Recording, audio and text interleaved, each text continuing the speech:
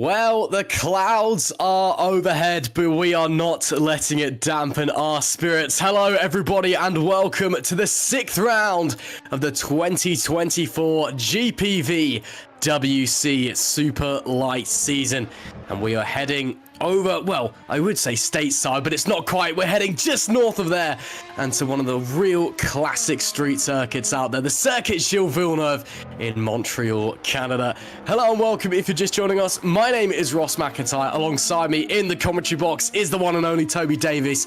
with Fabian Jungbluth on the cameras. Toby, pleasure to have you here with us. We've just been watching some practice sessions. There's a bit of a threat of rain in the air for the race, but right now it looks like order as normal. How are you feeling coming into this one? Yeah, pretty good. I obviously was here last time out a couple of weeks ago at Imola. It didn't go quite as well as we were hoping for. There was a bit of a first lap smash for which Maggio does have a penalty for. He's got a 10-place grid penalty. I actually called it at the time that Jack Mayer was involved and therefore was the one who would actually be penalised, but he's managed to get away with it. And basically, I'm hoping that doesn't happen today. We might get some rain, we might not.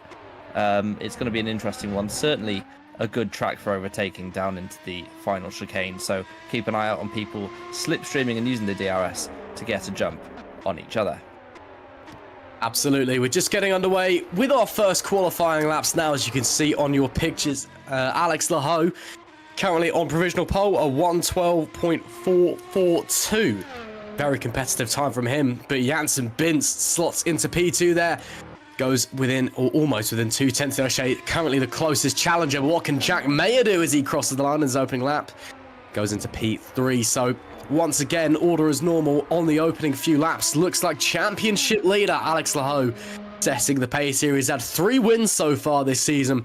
A podium in Japan and a DNF, unfortunately, last time in San Marino. But it has not really affected his championship lead so far. His teammate Sandeep Singh currently P2 in the standings, 11 points back, but similarly a disappointing result at Imola meant that he has not been able to close up as much as he would have liked. But we're only on the opening laps of qualifying, so anything can happen.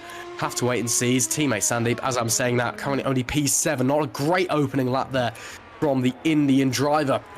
But it's great to be back here with Superlights, of course. It's great to be here at the circuit Gilles Villeneuve as well. One of the real classic circuits. And one of the first real kind of modern street circuits as well, in the sense that half of it is street track, half of it is permanent racetrack. Built back in 1978, of course, although at the time it was known as Il Notre Dame circuit, back on an island that was constructed outside Montreal to host the World Expo back then, and it's now found its place as one of the finest examples of a racetrack in the world. There we see Alessandro Maggio, who, as you said, Toby, has a 10-place grid penalty. We're not sure what Alessandro's going to do, because he sent us a message earlier saying that he's quite unwell.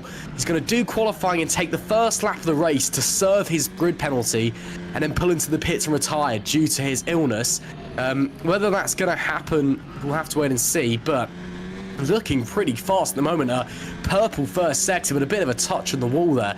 That is one thing these drivers have to remember here, Toby, at the circuit Gilles Villeneuve. It is an old school style circuit. The walls are very, very close. One mistake and it could be curtains.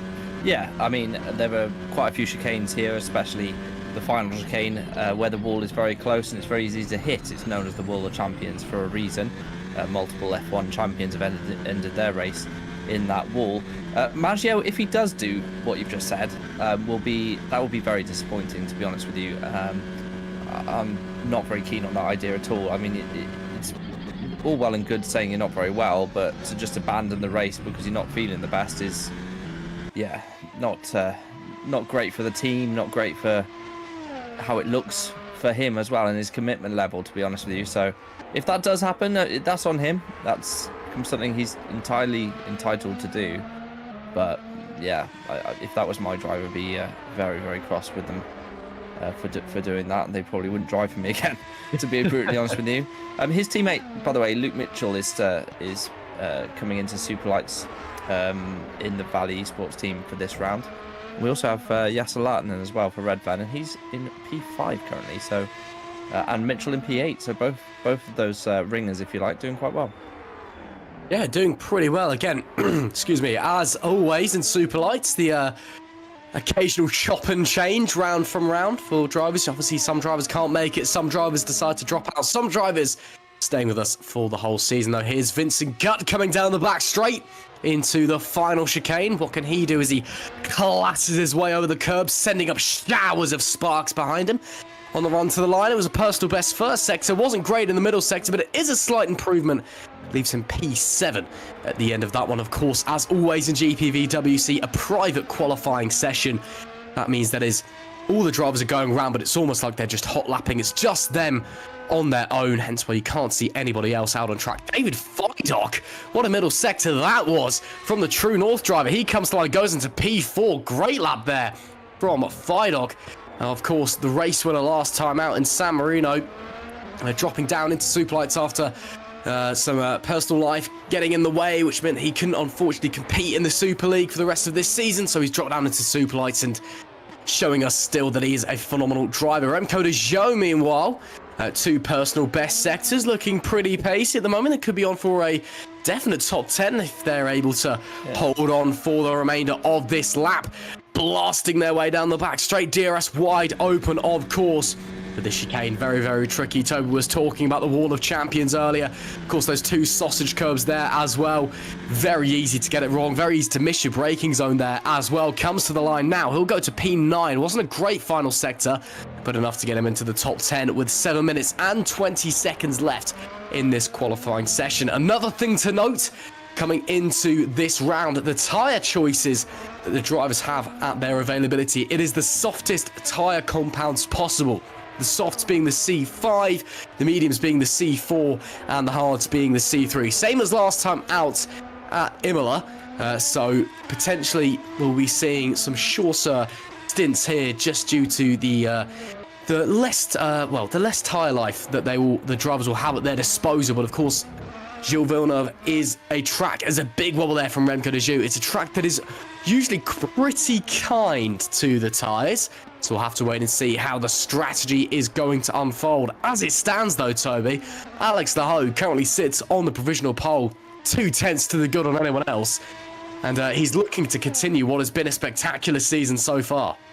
Yeah, he's been absolutely the class of the field, Alex, and was one of the drivers involved on that first lap incident at Imola. Unfortunately, he could not continue.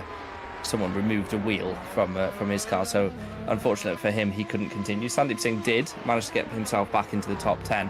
As you say, Feidock did actually end up winning that race, and has been quite competitive in Superlight since dropping down from Super League, and will want to continue that form here. As you say, he moved himself into the top 4. Actually, he's been just knocked out of that by Sandeep Singh, who's just moved up to P3 as well. But both the Road to Formulas, they do have the best car here. That's something you can look at on the website. Go to Superlights Competition and have a look at the development. You can see how people are doing. It does make a little bit of a difference to the car's performance relative to one another as to how the teams behind the scenes develop them. Absolutely. One driver I've got my eye on at the moment is Koroshavin slots it into 15th place. Janssen Bintz currently in P2.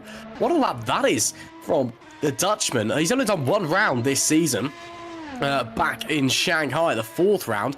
Finished P19 outside of the points for PZZW. He's coming here and, currently sitting P2. Which is although very, very much granted, it's very, very tight. I mean, P2 to P6. Covered by less than 1/10 of a second. Those guys are super close. And he's still a little bit of a way off of Alex the Ho at the moment, who really doesn't seem to be pushing at the moment. He's residing in the pit lane, is the Frenchman. But Bintz, what a lap that is to slot into P2. Maybe this is a track he really likes. We'll have to wait and see. Luke Mitchell can't improve. What can Jan Dragoon do? The Czechian driver goes into P9. Great lap there from the Drake Racing man. David Feidock, purple first sector. Middle sector down, but the margins, if you look at the bars on the bottom right of your picture, very, very tight indeed. A good final sector here.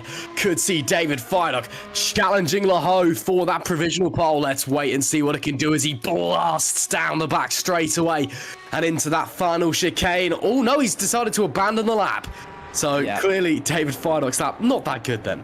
So you can basically, because of the delta that you have on your steering wheel, it's actually quite a nice track for this. When you get to that final chicane, if you're substantially down or maybe even 1/10 down, it's quite hard to make that up through that final chicane. So David obviously thinking better to go again. There's still enough time for him to do another run anyway, so he's going to give that another go. Dezeo obviously was fighting away at the front of the field last time out at Imola, was one of those survivors on lap 1. He's down in P12 this time round, so in a reasonably nice position there. But of course, the top 15 start on soft tyres. That's something to bear in mind as well. Well, they start on the tyre they qualified on, I should say, as Tom van der Voort comes through the final corner for drag racing and crosses the line and does not improve. Yeah, disappointing there from Tom van der Voort, but still time to improve. There's 3 minutes left in this qualifying session, so plenty of time for drivers to get back out there and give it one final go, especially those drivers who have just been banging in lap after lap after lap, and the tyres maybe starting to fall off a little bit from just the relentless qualifying pace. As I say that, personal best first sector, should I say. Alex Laho is back out. First sector, half a tenth off of his personal best and the session best, I should say, at that as well. Laho, I mean, what a story this has been. I mean, I say it time and time again, but a driver who coming into this season, many saw that Road to Formula took a gamble taking the Frenchman on board. Last season he was fast but fragile, I think is the term that we like to use. But we spoke to him a lot in the off-season. He said he'd been putting in the work. And he's come into this season and really shown, he's almost really realised that potential. And, Toby, as a team boss over at Nocturne in Super League yourself, as Laho abandons that lap, he will get a chance to go for one more. Surely, someone like Laho is someone that's what you kind of want to see in a driver, someone with the potential that has put in that work over the off-season and has come into this year and has really shown their true colours. Yeah, that's what you want, really. I mean, we've done much a similar thing in the past with Tom Stevens and Moritz Kropp, both young guys, both quality lads, to be honest, and they've really developed with Nocturne, and Tom was fighting away for the championship last season at Super League. So it is something that the team bosses want to do, and Alex is part of Road to Formula now. He definitely has a route into Super League and probably will end up there next season. And in fact, earlier this season at Jeddah, I think he was top 5 at Jeddah in Super League, which is no mean feat either. Keep an eye on him in the next couple of years. He looks like he's doing extremely well in Superlights, much like Owen McGorgy did last season in Superlights, and of course he has gone on to win a race this season in Super League and elsewhere as well, is winning championships. So it is nice to see drivers do well in Superlights and then move up to Super League accordingly. Absolutely. Of course, Alex Laho definitely has his eyes on a Super League drive at the moment, given his championship lead, but with 50 seconds left to go on the clock, Vincent Gutt moves up into P7. Time for another lap if the tyres have it for the Spark Racing driver. What can he do as he negotiates the first few corners? Very, very tricky through there. Again, we saw a bit of a pile-up on the opening lap of Imola. If there's anyone to have a pile-up on turn 1, it's certainly here at the circuit. Gilles Villeneuve, very awkward low to medium speed corner, especially on the first lap when you got cold tyres and cold brakes. Robin Moling, he manages to go P24 down the back of the field, I believe. But it's still a pretty decent lap time, not too far off of Zanini in P3 and the likes of Gitsov and Pishkan in front. So there's still time to be had as he taps the wall, coming through the chicane there. And indeed, the opening sector is down. Checkered flag is now out. So last-ditch efforts, here we go. Laho's decided not to go back out. Teammate Sandeep Singh is out though. He's a 10th and a half off, but looks like he's going slowly. So Sandeep, that might be all he's got in his locker. So as Janssen Binz also finishes a lap, so I think the top guys, we've also got the likes of Mayer Vassman and Fidok in the pits. That may be very much it for the top guys in the pit lane. Gotta start on the lap, so is Dragoon. Pishkan still going as well, but the opening sector not looking particularly strong, down on his personal best. Maggio, P4 there for the man who we're not sure if he's going to go beyond the opening lap of the race. That means if he qualifies there, he'll be starting P14 due to his 10th place grid drop from the previous round. Pishkan up in the middle sector though. What can he do at this point down the backstretch, the longest straight of the circuit, just praying to the drag gods you've got enough straight line speed and banging on the brakes for the final chicane. Don't slide into the wall of champions as the checkered flag waves. Then the shortest run to the line for Pishkan. Can he improve? Indeed he does, up to 17th for the True North driver. A decent enough lap there. You can see the field spread really, really tight here at the circuit, Gilles Villeneuve. But I think that's going to be it for our qualifying session. No one else really on a lap here, Toby. The field spread very, very tight. But once again, Alex Laho, class of the field, he looks to be on pole position. Yeah, and it does indeed take that pole position. I think really, if you look at the top speeds as well, a lot of drivers doing some different things with their wing levels as well. So keep an eye out on that. Road to Formula look like they've got a great car in a straight line here at Canada, whereas someone like David Feider, he's a bit stronger in the middle sector due to having a bit of extra downforce, but 4 clicks down in a straight line. So he's down in P7. I hope Maggio does more than 1 lap, though. I mean, I don't know what you think, but I think it would be pretty embarrassing to turn up and only do 1 lap of the race. So let's see what he does. But that's my personal opinion. Ross? Yeah, I mean, it's obviously I'd love to see Maggio going and doing 1 lap, more than 1 lap, should I say. I mean, from your perspective, I absolutely understand it. You know, you're a team boss over at Nocturne, as I said earlier. You know, you want drivers to go out there and do what they got to do. You know, as someone who's not involved with the anything to do with the competitive side of GPVWC, I just turn up and commentate. You know, I kind of get it. Again, I've also been really unwell the last few days, so if he's feeling a bit rough, I would understand that. But again, it's, you know, you want to turn up and do what you can. Yeah, it's more than just about the drivers, though. You know, you can go and drive for yourself in another championship. GPVWC is team orientated. It's about the team, and obviously some of these teams have relationships with others as well. You know, and there's a lot of work that goes on behind the scenes. It's more than just about a singular driver, especially in Super League and Superlights. You know, they are there to develop the car. You want to improve the car behind the scenes. You can, different areas, you can upgrade front wing, rear wing, diffuser, body drag. You know, there's different things you can do to improve the car, and it's not, you know, a 2-second job either. There's some thought and, you know, responsibility there for Maggio to do what he can for the team. And if he can't drive, why is he turning up to get rid of a grid penalty? It's just dumb. I mean, it may have been a discussion that was had with the team as well. You know, I'm sure that, you know, Alessandro hasn't just gone about this alone. I'm sure this isn't a surprise to the team. You know, Valley Esports, they're a very well-run organisation. They've been around sim racing for years, in all forms of sim racing, not just GPVWC. So I'm sure that, you know, this discussion's been had with the team, and they've decided to let him go ahead with this. But again, I guess we'll see. But I do get your disappointment, to be fair. Obviously, it's and it's going to hurt the team's points as well in the fight for the Constructors' Championship. Especially, you know, when you look at where they are, they're currently P3 in the Constructors' Championship. They're in a pretty close battle as it stands over P3 with True North Motorsport. So they kind of really need all the points they can get. Exactly, and there's finances behind the scenes as well. So you get points for finishing well. So you get points, but you also get money for finishing well. You get to spend that on staff. There's a whole development system behind the scenes, and to just turn up and do 1 lap, and the fact that he's got a decent engine in the car as well would indicate to me that this is not something necessarily planned either by the team. You know, they've given him a decent engine for this race. It's only done 1 race, so I don't get it. It's not yeah, well, anyway, as I say, if I was his team boss and he said that to me, I'd kick him out the next round. So. Well, maybe some differences between how you run things and the Italians over at Valley Esports run things. Ruthlessness from Toby Davies there, everyone.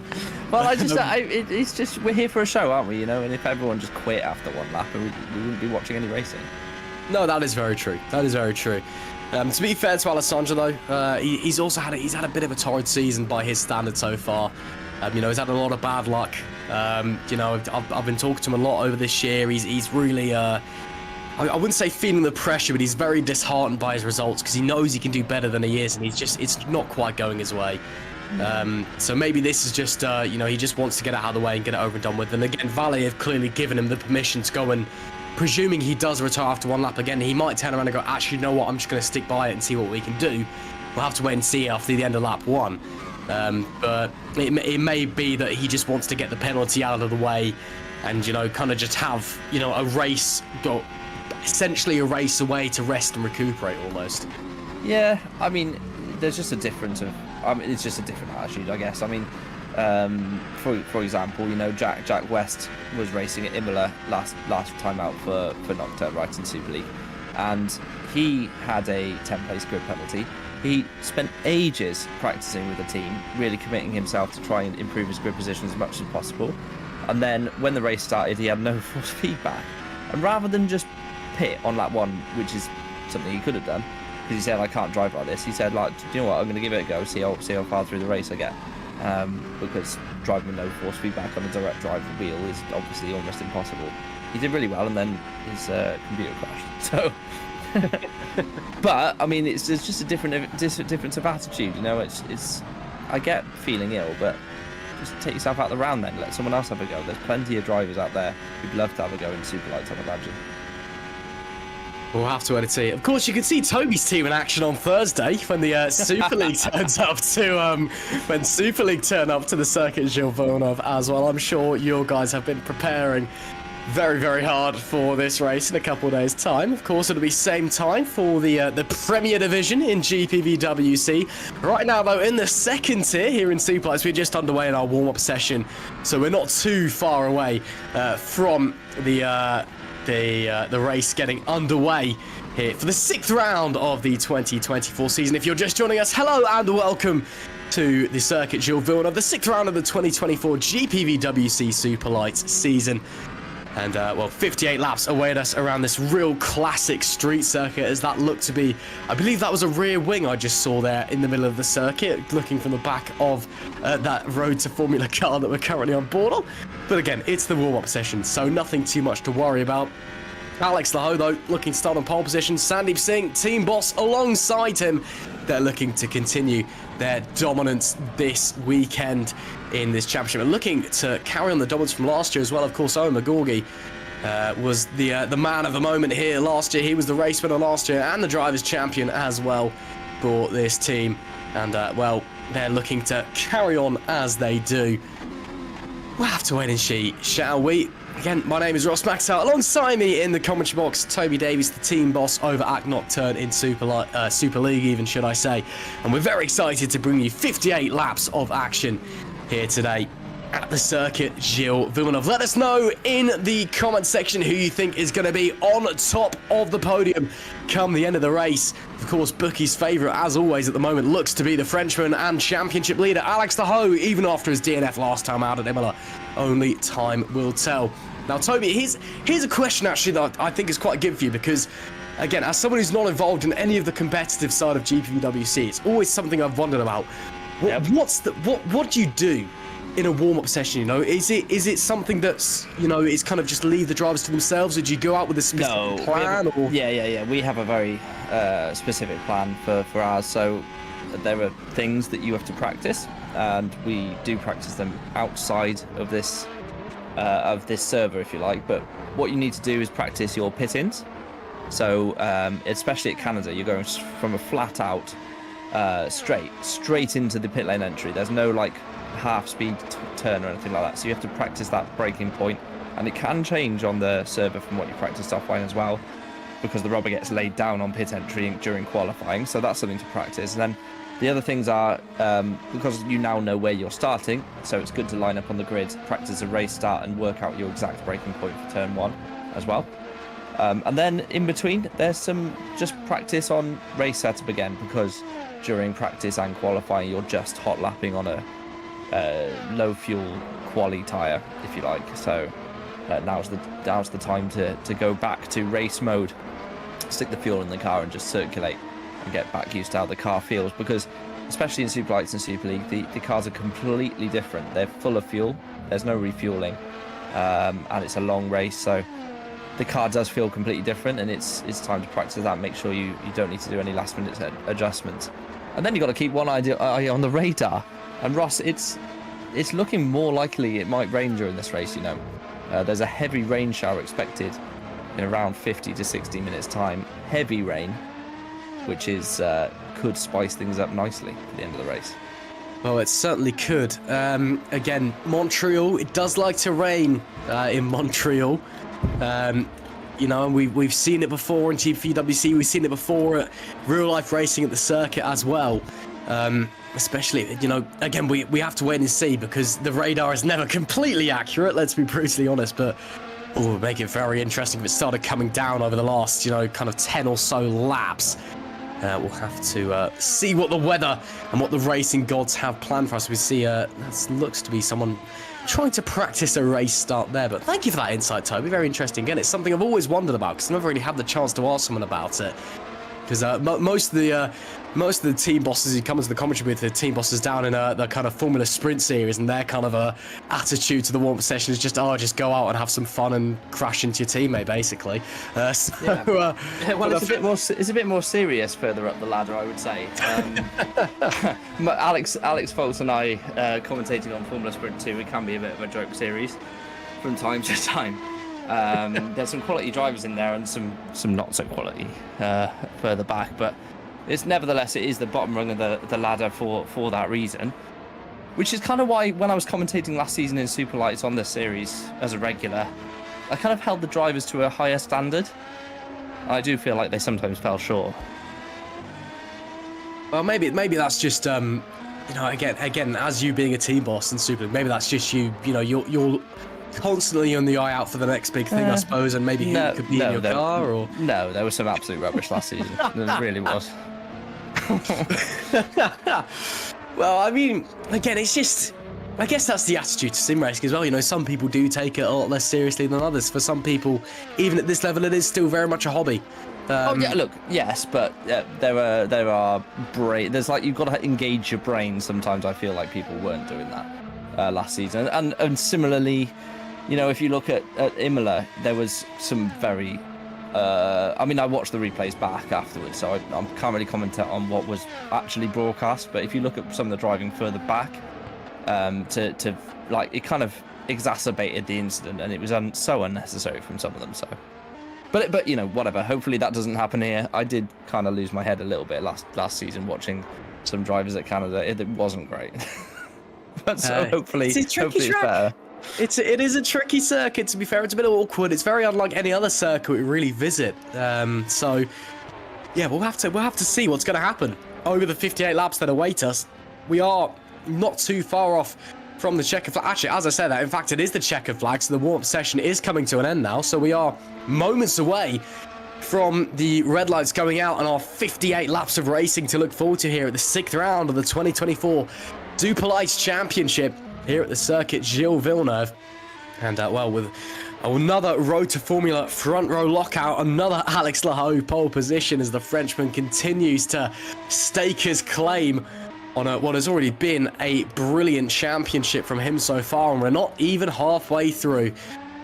We'll have to wait and see how it is all going to unfold, but we'll be seeing in just a short moment's time all the drivers. Well, I say that. I'll say all the drivers. I say the game will have a R-Factor 2, our wonderful simulator of choice.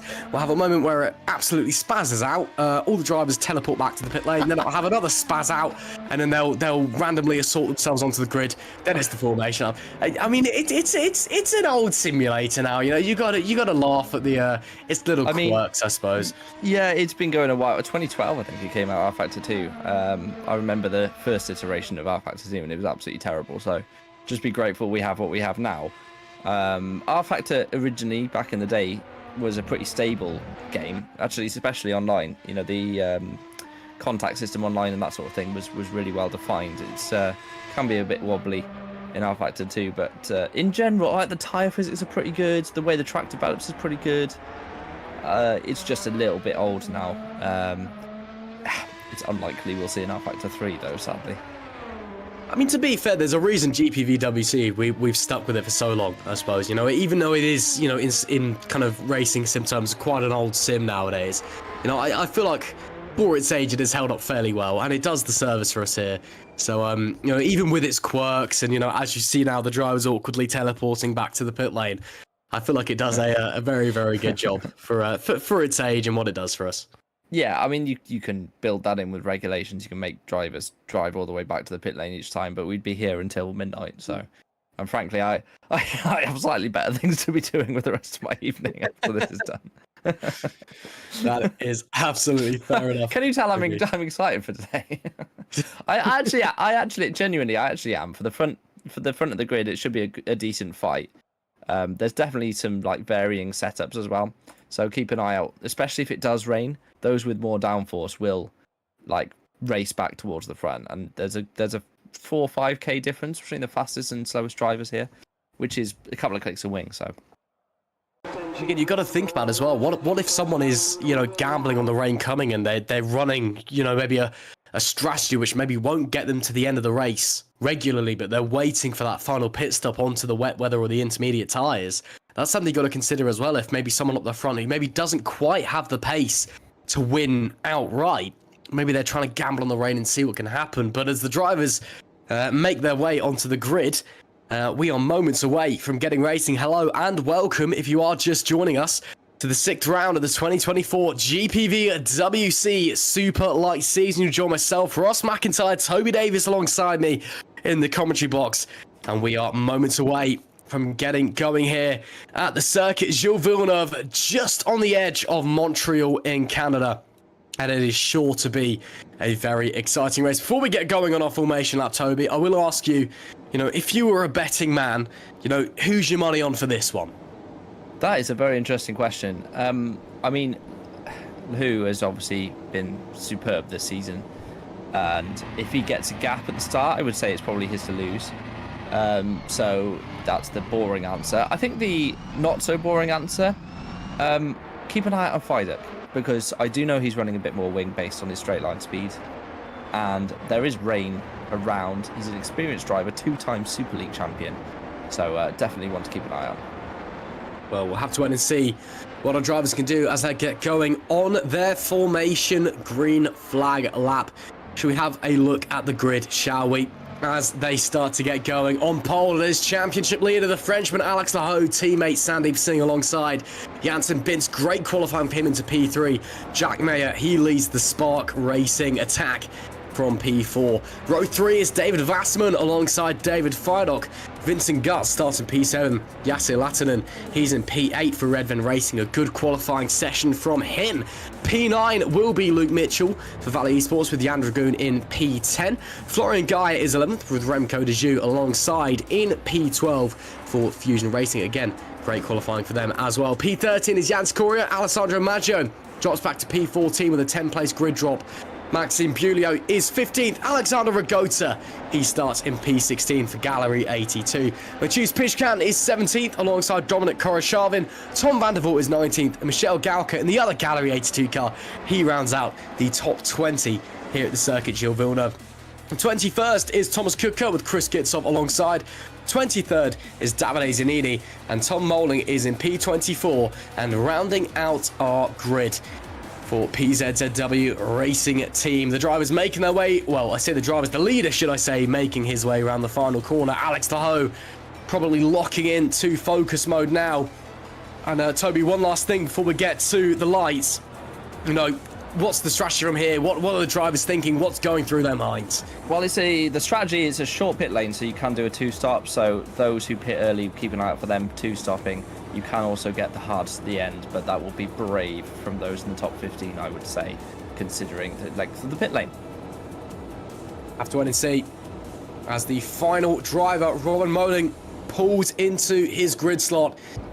And we wait for the lights. On board with pole sitter, championship leader Alex Laho, the Frenchman, has been dominant this year. Even with a DNF last time out of Imola, can he rectify what went wrong last time? Red lights are on. It is lights out. We are underway in the circuit Gilles Villeneuve. Great start for Sandeep Singh. Teammate Laho has to cut him off down into turn 1. Bit of a lunge by Bintz there. Banging wheels. Go Singh and Bintz. But looks all clean through the opening section as they exit turn 2 further back. More drivers jostling for position everywhere you look. There is action all over the pack. Dust being kicked up as they run over the curbs on the opening lap. But Laho leads. Bintz is up into P2. Singh falls down into P3 and under attack from Jack Mayer. Meanwhile, Vassman pressuring in P5. Further back, we've got Sakura making up lots of places on the early lap. So is Merling. He's in P21 at the moment. There's Tom Vandervoort also making moves almost 3 wide. There is contact there between some of the drivers and a few drivers skipping the second chicane there. But all looked clean so far as they managed to get the run okay down into the hairpin. Was that 4 wide I just saw ahead of them there? Indeed it was. More banging wheels, more drivers on the grass, spinning there, front wing gone.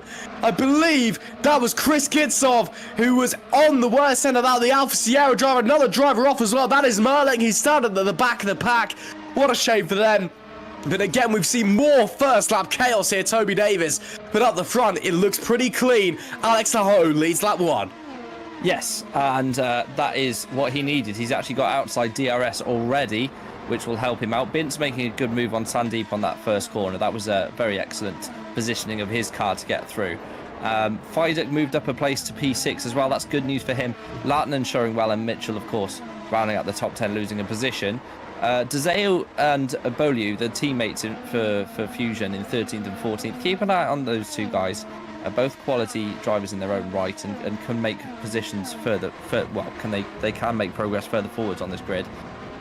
I don't know if Wasserman could hold this position either for Chaos. He doesn't have quite the straight line speed of Jack Mayer in front of him, and if he drops out of DRS, which he is close to doing, he's already 9/10 back. He's going to be under a lot of pressure from those behind. He is indeed, as they file their way out of the hairpin and onto the back straight. There we see Wasserman not under a lot of pressure at the moment, but got to remember, next lap DRS will be available, so we'll have to wait and see how that is going to affect him. Oh, almost into the wall of champions there. Sandeep Singh under further attack as Alex Laho is taking advantage of Janssen Binson P2, holding back the drivers behind. He is bolting into the lead. 1.8 seconds in front already on lap 3 is the Frenchman, with Bince doing a stellar job up into P2 on the opening lap. Sandeep Singh looks to be struggling at the early phase of this race as he kicks up a shower of sparks behind him. Further back, meanwhile, battles everywhere you look. This is Vincent Gutt trying to find a way through. Lattinen in P7, Firedock in front of them as well. Again, these drivers very, very close. There is the DRS now activated on lap 3. Won't have too much of an effect down that short straight there into the second chicane, but down that long back, it's not quite as straight, but it does the job anyway. It is very, very fast down the casino straight, and that is where the move is going to be made into the final chicane and coming through there. So we'll have to wait and see if anyone's going to make a move on this occasion. Gutt looks to have a decent run out of the casino hairpin. What can he do? Not looking like it's going to be anything on this occasion. So hold station for the time being. The two Fusion Racing guys, meanwhile, they're running in order with Remco de Jeu in P13, Maxime Bueller in 14. Here goes Vincent Gutt looking for a way past Jan Dragoon. Unable to find the move. He just got overtaken, actually. Got very sideways in the final chicane. We just cut away from it, but he flicked the car in, and the back end just didn't stay with it. And I think he probably bounced over the second curb and lost a bit of time because he was battling, trying to get by Lattinen, but actually Dragoon's got by him. So Gutt losing a position there.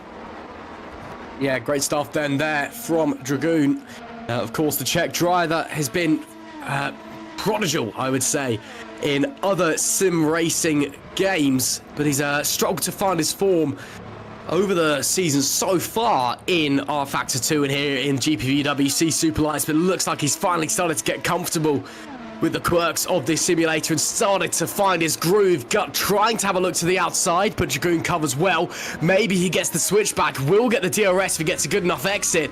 Not sure he's going to be close enough. We'll have to wait and see what the DRS, what the warp speed is going to be like. Dragoon in front also has the DRS, but look at the speed that Vincent Gutt is gaining, over 320 kilometers an hour round the outside. That is a great move from Vincent Gutt to retake the position back up into P8. That is textbook stuff on the brakes, but around the outside into the final chicane.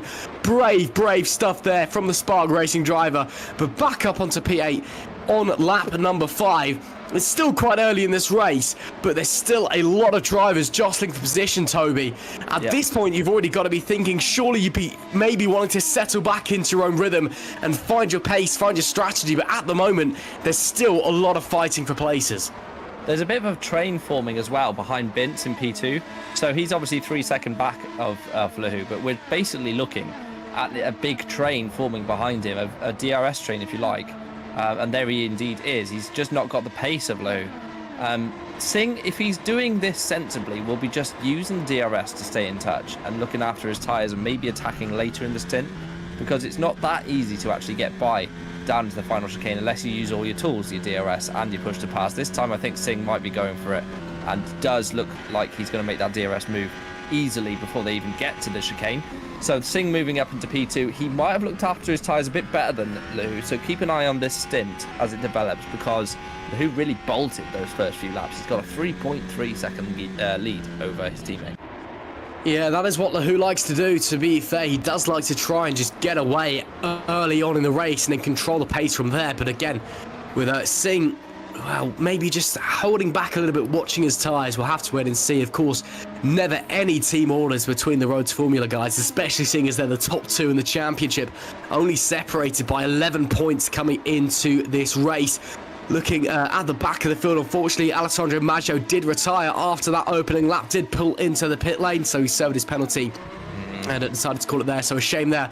Reduced pitch count did have a disconnect, as well as, oh, Bince runs very wide at the second chicane, does go the correct way in, goes around the bollard, but that is going to allow Jack Mayer up into the podium places. The Spark Racing driver up into P3, the back-to-back Formula Sprint 1 and Formula Sprint 2 champion now into the podium places. A small mistake from Bince with rather large consequences. That shows just how hard it is at this level of GPVWC racing.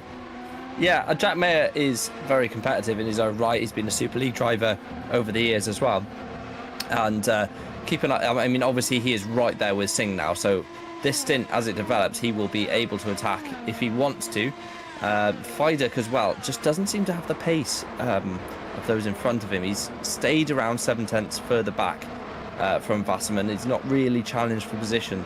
But Mayer definitely taking advantage of Bince there. And I think, to be honest, if Bince had held that position, it would have been potentially reportable, because he definitely gained an advantage by cutting the chicane. But did the right thing, rejoined left of the cone.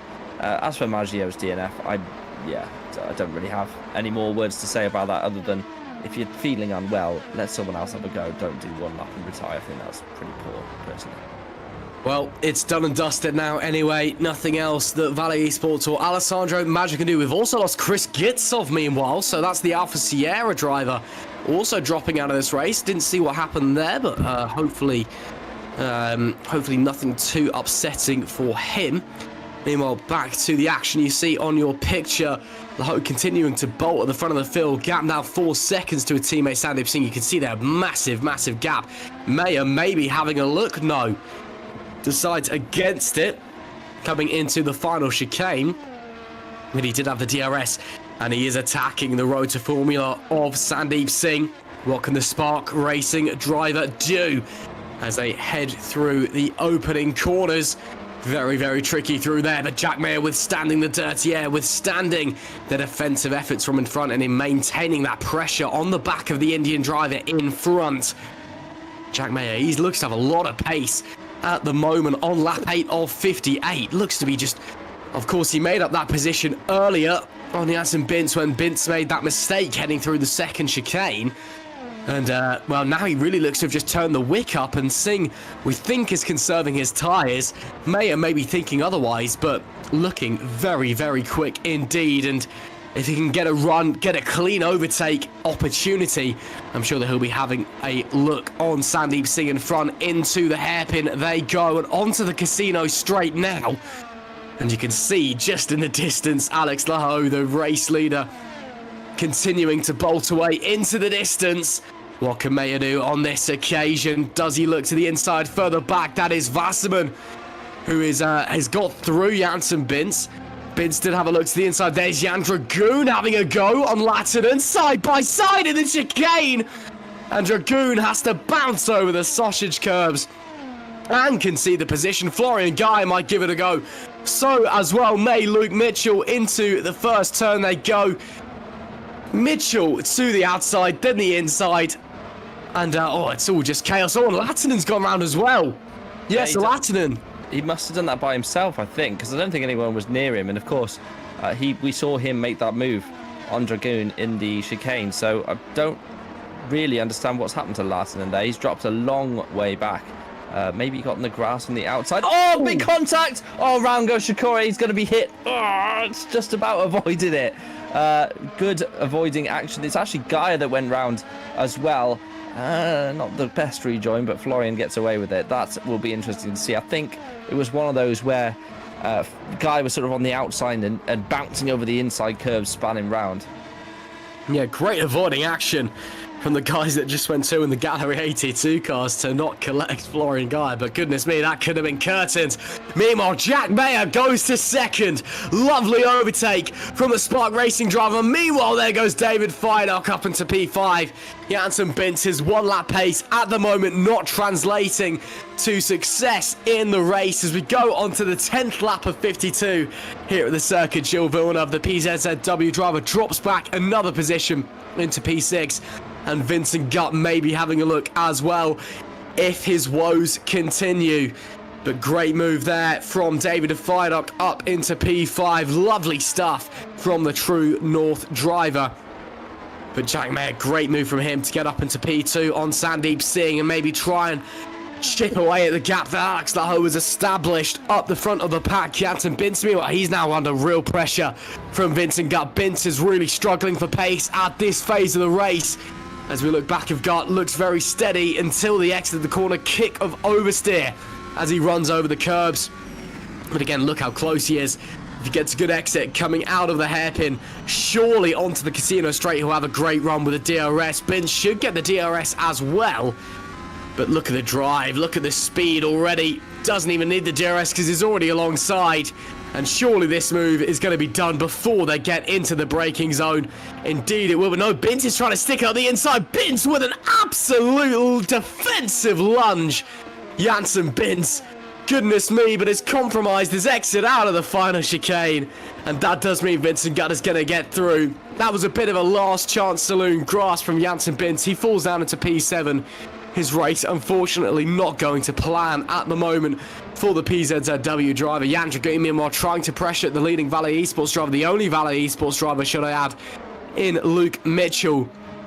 But that is very, very interesting to see anyway, as it is we continue going round. But Jan Dragoon continuing to pressure in. He's having a good race so far, Toby. Currently stuck in a bit of a no man's land between Mitchell and the Jew behind. When you're in this kind of area here where you're not really attacking someone in front of you, you're not really defending from the driver behind, but you're all quite close. What do you do from here? Do you maybe try and think of an undercut, or you just try and stick to your race? I mean, the problem with the undercut, especially in the Superlights League as well, you can end up in the middle of some, slower cars than you, if you like, some back markers. Especially here with the short pit lane, it sticks you right in the pack. It's not like you can pit into some clear air. So Dragoon has just got to recollect his thoughts and probably just try to stick right in the wheel tracks of Mitchell here. Keep his DRS range and then extend the stint as much as he can. That's the best way to do this from down in P9. You don't want to do 2 stops from here. You want to do just 1 if you can. Little weather update, by the way, for you. It's supposed to start sprinkling with rain in about 10 minutes time, and then it will continue with some light rain until a heavy rainstorm in 40 minutes. That's the latest weather report. So in 10 minutes time it will start raining and won't really stop until we get hit with a big rain shower. So that's what it says on the weather radar, but these things can change, and yeah, don't rely on that. Certainly slicks will be competitive for a long time into that light rain shower as well. But then the question, I suppose, is how long can you make the slicks work? And especially when you're getting to the end of your opening stint for the guys on the soft tyres, that could get a bit interesting, especially if the track gets quite wet a lot quicker than drivers are anticipating. Well, let's wait and see what happens when the rain falls. Here goes David Feidock to the inside of Wasserman with the DRS down into the final chicane. Easy as you like for the Brit in the True North car. Of course, the Canadian team's home race here. Feidock putting on a fantastic display for them. And up into P4 he moves, and if he continues this pace, maybe can set his eyes on Sandeep Singh in front as well. And indeed not quite facing the pressure from Wasserman behind the German driver in the German team. So Feidock now focuses attention ahead. Yellow flag in sector 1. Looks like Korshavin may have had an incident down at turn 1, but it's gone as quickly as it arrives. But again, Toby, if the rain is coming, obviously these guys will be having the engineers in the air. They'll have the radar as well, telling them what's going on. Maybe there's a bit of that mental pressure of, what happens when the rain, and again, when the rain does start falling as well, even when it's not wet enough to go onto the intermediates or onto the wet tyres, it's the drops on the screen, the drops on the visor that you're going to get might be affecting the drivers. The mental rain, I suppose we could call it. Yeah, no, the thing is not reacting too soon. You've got to wait for the conditions to be correct, and it's a short lap here as well. So it's not like you're at Spa where you're best part of 2 minutes away from the next possible chance to change your tyres, and you've got to make the decision there and then. You can wait a lap here and only lose a couple of seconds. It's not the end of the world. That said, you don't want to miss the chance completely to be on the right tyre at the right time.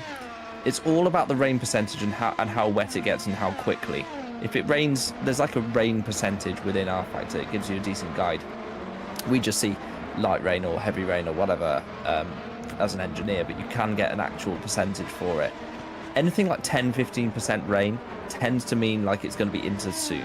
If it's just a light sprinkling, like 5% rain, then it probably isn't going to be, and the slicks will still be competitive or more competitive than the inters for a while. The biggest thing will be timing it with their first pit stop. If it is really going to rain in the next 5-10 minutes, you don't want to pit and then have to pit again. So people will be staying out for longer than they would otherwise, waiting for the conditions to change, because a pit stop's 20 seconds, and that's a long time to just throw away if you have to do it twice. Yeah, I mean, it's the forever gamble of when do you come in and when's the right time to stop, and then what does everyone else do as well. It's always a bit of a struggle when it's a dry to wet race, as we're expecting on board with Tom van der Voort for Drake Racing, as he's trying to chase down Maxime Bulio in the Fusion car. What can van der Voort do? Get the DRS up to the inside. This will be nice and easy. Indeed it is for van der Voort. Goes through. And, yeah, well, simple as you like. Page 1 textbook stuff there with the DRS. Oh, up in front, though.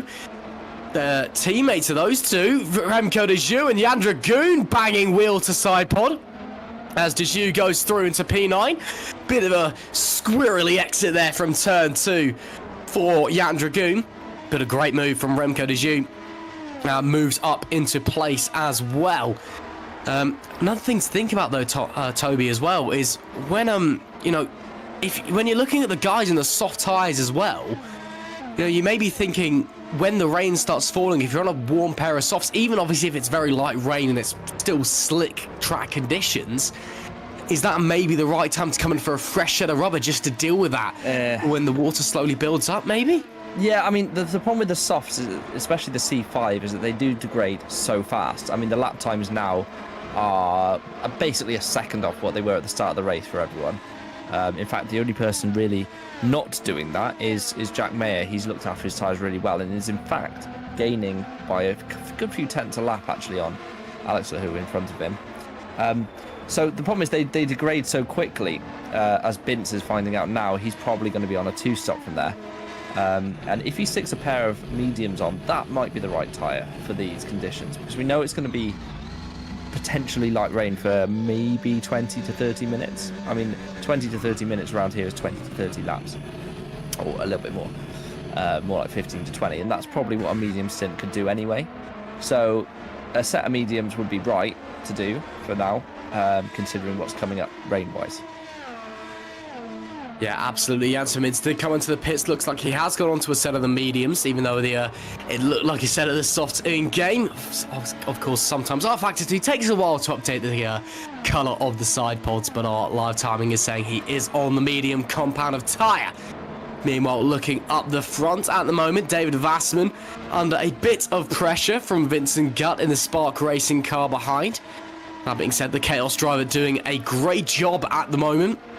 Can he hold off the DRS attack? Fardock also looks like he's lost a little bit of pace in front of Wasserman, the driver in P4 at the moment. Maybe has he made a mistake somewhere, or if the tyres are starting to fall away a little bit. We're starting to see drivers coming into the pits. We're getting a decent way into the early stints as well for the soft compound runners.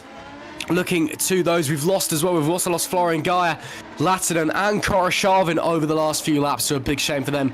19 drivers remaining in this race. There is Jan Dragoon. He comes into the pit lane. Looks sidewall, says another set of soft tyres. And indeed, actually, it does look like, according to our live timing, it does appear to be another set of the soft compound tyres. No, it has just updated to the mediums. So Jan Dragoon onto the mediums then for his second stint. So that seems to be the order of the day. Soft to mediums for those at the front of the pack. And then I assume try and make the mediums last until the rain gets too bad, as you predicted, Toby. So we'll wait and see what those guys can do. On board with Vincent Gutt once again. Still chasing David Wasserman, who himself is still chasing David Fidok in P4. So this is very quickly becoming a three-way battle for the 4th place position.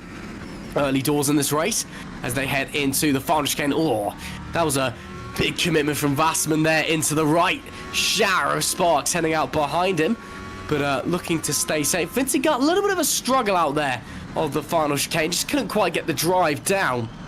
And I guess that's part of the problem with the final chicane. It's difficult to follow another car through there. As there goes, that's Luke Mitchell having a look on Remco de Joux. We're at that stage of the race, I suppose, Toby, where the tyres are starting to fall off.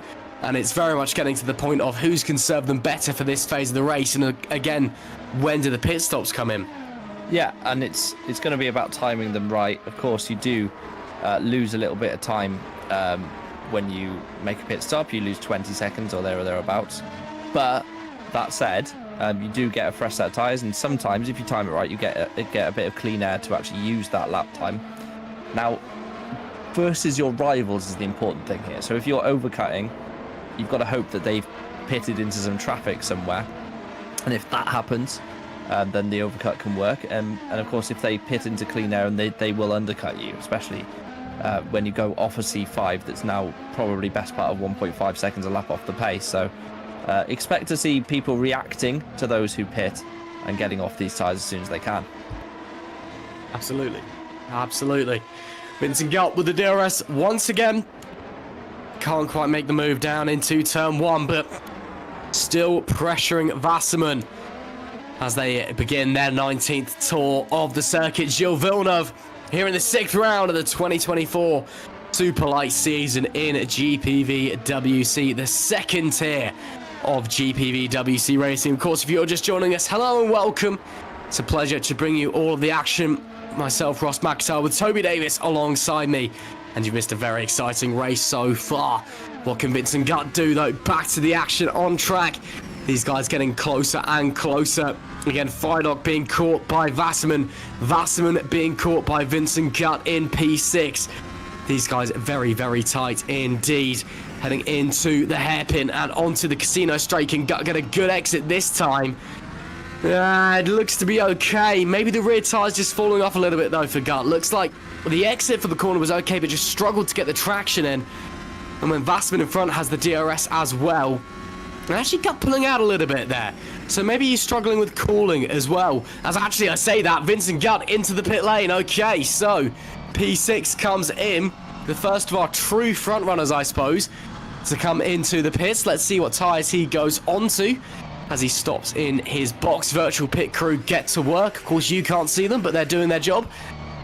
Sidewall stays red, but according to our live timing, it is looking like it's going to be another set of the medium tyres for Vincent Gutt. We'll get that confirmed for you, and indeed, no, it's another set of softs.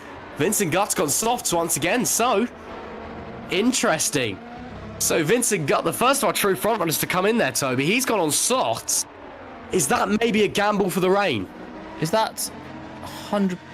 It's not just R Factor not updating, because that would be it's saying soft on the it's saying softs on the live timing. Wow, that's an interesting call. Well, we'll see what happens to him. I would say don't necessarily rely on the weather definitely coming in, but it does still appear on the radar that it will. And if that works for him, that'll be a masterstroke. You can obviously still, I mean, he's done best part of 20 laps on the soft, so you know you can still do a 15 lap stint and then go on to medium to the end. You can go on to hards from here and go to the end as well, but I don't think people seem to be favouring the hards. In fact, I don't know if anyone's on the hards right now, actually, to be honest with you. I think they're all on mediums. It'd be nice if Fabian can pull that one up. There we go. So we've got just Kutka and Merling on the hard tyres, actually. Everyone else on either the softs they started on or have gone to mediums. Very interesting indeed. So, a mixture of strategies, but clearly, yeah, the hard's not preferred at the moment. Yeah, very interesting to see Vincent Gut go for the soft tyre there. Well, yeah, I guess he's just waiting to see what happens with the rain. Again, as you said, Toby, could be a strategy masterstroke. Could be well, a big failing on there's Front and Spark Racing if that does not come into fruition. But time will tell what is going to happen as we wait and see what the weather gods are going to do. Wasserman still chasing down Fidok, meanwhile, who's been struggling with that set of tyres for the last few laps and is presumably not far away from a pit stop because he's been losing chunks of time over the previous few laps, but he's staying out once again. Wasserman there's Jack Mayer in. So Jack Mayer's in from the podium positions. Says red sidewall for him, and indeed looks like, as the live timing slowly updates, looks like another set of soft tyres for Jack Mayer as well. So the front runners clearly thinking that the soft tyre is the one to go on to. I think the front runners, they're waiting for the rain almost. They don't think it's worth it going on to the mediums. That doesn't make sense to me to that extent, because you presumably would run a shorter stint if you wanted to go soft. Because they've still got to make a pit stop and go on to mediums, but Spark obviously think they know what they're doing. Janssen Bintz, unfortunately, has binned it by the looks of the damage as he went into the garage there. It'd be nice to see a replay of what happened to him, but he has run out of luck for this one. But a great showing in qualifying and a good early few laps. Let's see what happened to Janssen here. Oh no, it's going to become contact, isn't it? This could be spicy into the chicane. Yeah. No, okay. Oh, did he just put it in the Wall of Champions? Yes, he did. Oh, what a shame for Janssen Bintz coming out of the pit lane. A great qualifying, disappointing race, and then, although not a champion, caught out by said wall.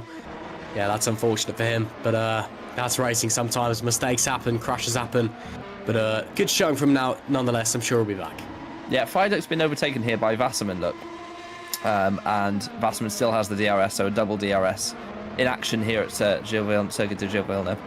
Fidok needs to get off these tyres. He's 1.5 seconds slower than leader Lahou. I know he's trying probably to do a one-stop from here. And, well, I assume he is. He must be going soft to then hard to the end of the race. Or maybe medium to the end of the race if the softs are lasting this long. But his tyres clearly dropping off a cliff in comparison to those around him. He just did an 18.5. Lahou on the soft tyres, same tyres, has done a 16.9. But they're both a long way off the 15.5s that they were doing earlier this race. Yeah. It's going to be interesting to see how the strategies all unfold. David Fidok, well, I mean, he's struggling with the tyres. Wasserman in front, clearly, well, I say that, Wasserman through. Now Mayer trying to push through as well. Yeah. These guys have got to come into the pit surely at some point. And actually Fidok letting Mayer through, it looks like. Doesn't put up much of a fight. Knows it's not his race, I guess. I think Fidok's indicating he's pitting. And that's not going. Yeah, no. Apparently no. He just let him have that position. Low in, and he's gone to hard. So he's one stopping to the end. So this will be a fight between Mayer and Lahou now, because Mayer has got track position. Look, has absolutely flown up to the back of Fidok and Wasserman. He did a 15.2. It makes no sense to me why they extended this stint so long. Mayer and Gut. They could have pitted a good 5 laps earlier if they knew they were going to go onto softs again. And got the benefit of those tyres. I mean, thankfully it's worked for Mayer. He's moved himself up into P2. Effectively, that will be P1 when Singh pits. But they're one-stopping Singh and Lahou. And I don't see any reason why Mayer can't make enough time up in this stint. And especially when he sticks a new set of rubber on later in the race, a new set of mediums that will be, presuming there is no rain. Why Mayer can't then overtake Lahou effectively, because he's already 2 seconds up the road. He's got a faster set of tyres on him. Lahou will not want to use those up if he's got to get them to the end of the race. Well, Jack Mayer, reigning Formula Sprint 1 champion, the back-to-back Formula Sprint 2 and Formula Sprint 1 champion, hasn't taken a win yet in Superlights. Is today the day with a strategy masterclass? Only time will tell. As we saw, I believe that was Wasserman coming into the pits. Indeed, it was. Fidok comes in as well. Lap 25 of 58. The German and the Brit both in the German car and the Canadian car, respectively. Fidok, of course, wants to put in a good performance at his team's home race. Looks like a set of softs there for Fardock again. R-Factor 2 sometimes takes a while to update the sidewall graphics. Looks like a set of mediums for both of them according to the live timing. No, I think it'll be hard. I don't see... I think the live timing is slow to update, and I think this will be... Vasserman is on mediums, okay. Yeah, Vasserman mediums. Sorry, just maybe they're trying to get the mediums to the end from here. That would be interesting. Okay, so we've got 3 different strategies going on. That's nice. Yeah, big strategy battle here at the circuit. Gilles Villeneuve certainly injects a bit of excitement into what has already been a fantastic race on lap 25 of 58, and with the rain lingering in the air and potentially moments away from falling, it is anybody's guess as to what is going to happen here in virtual Montreal in the 6th round of the 2024 Superlight season. And it is that hard? It is indeed hard for David Fardock. So live timing also not being very reliable for us there. Sandeep Singh comes in meanwhile. Okay, so that puts Mayer in the lead of the race on the softs. What does Singh go on to? Singh goes on to the hards. Okay, so this time the R-Factor 2 has been very polite and actually updated the tyre graphic at the absolute correct time when the tyres are supposed to go on, which is lovely of it. And, it's going to be close between Singh and Gutt at the exit. I think Singh will just about get through. Laho into P2 as well. And, of course, we know no team orders, really. And, actually, that's not Laho in front of Singh. That's actually a lap car, I believe. That could be Pishkan or Merling, or maybe even Kutka, I believe. Quite hard to tell from this angle. But Vincent Gutt is very, very close to the back of Singh. And it's going to be very, very tight between those two, especially with Vincent Gutt on the soft compounded tyre with a DRS as well. Unable to make a challenge into the second chicane for Vincent Gutt, but he's got the faster tyre on, even if they're a few laps older. And with the DRS surely coming down the casino straight, if he gets a good exit out of the hairpin, we'll wait and see. More lap traffic in front as well. That will award seeing some much needed DRS as well. Turns out this first set of pit stops, Toby, have been absolutely vital. And we've been seeing drivers changing position all over the shop. As I say that, Vincent Gutt goes P3. Yeah, Gutt is... I think this is the right strategy, to be honest. It's only a 16-second pit delta here, so you only lose 16 seconds with a pit stop. Compared to Imola last time, it's more like 28. So it's a much more like reasonable track to do an additional stop at than compared to the one stop. I think it's going to work for Mayer and Gutt, to be honest with you.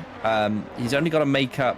I mean, I don't think Gutt's going to get by Lahoo, but Mayer definitely could jump Lahoo later on in this race, because he will have much fresher tyres, and he's only got to make up maybe 4 or 5 seconds in this stint in order to get somewhere close. When he comes out on a fresh set of rubber, he will only be 5 or 6 seconds back. So... I think it's the right strat, the 2 stops, to be honest with you. I don't see, even though Lahoo was miles ahead in the first stint, probably like 4 seconds ahead of Mayer, but Mayer stopping that bit earlier, getting onto the soft rubber means he's jumped Lahoo and now has better pace to the tune of 4 tenths per lap right now. Little rain update. I've just refreshed the app and the shower's completely disappeared. So excellent. Looks like it might stay dry, even though the live weather radar I checked on a different app, shows it's currently raining in Montreal. So who knows whether it's going to rain or not? I certainly don't.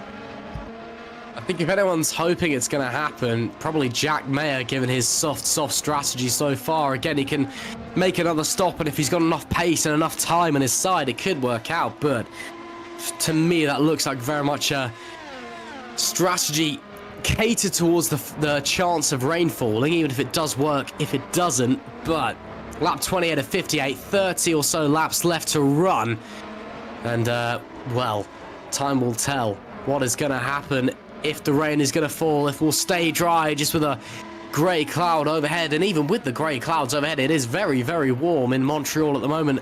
Ambient temperature of 27 degrees Celsius, track temperature of 47 degrees. It surely is not making it fun for those on the soft compounded tyres, even though we've seen them run quite long so far. But again, we've got no idea what's going to happen in this race. The rain may fall, the rain not fall. We've got no idea what tyre is best to be on, what strategy is best to be on at this moment in time. Back to the action on track though. Luke Mitchell, as now we enter 30 laps remaining, he's putting pressure on the Czech driver Jan Dragoon in front. And will the Valley Esports driver be able to find a way through? At the moment, Dragoon in the Drake Racing car has DRS as well. The Welsh team doing a great job here so far. Dragoon in P7, Van der Voort in P9. So those guys putting in a great effort as it stands. Luke Mitchell once again with the DRS, the only Valley Esport effort after Maggio's early retirement.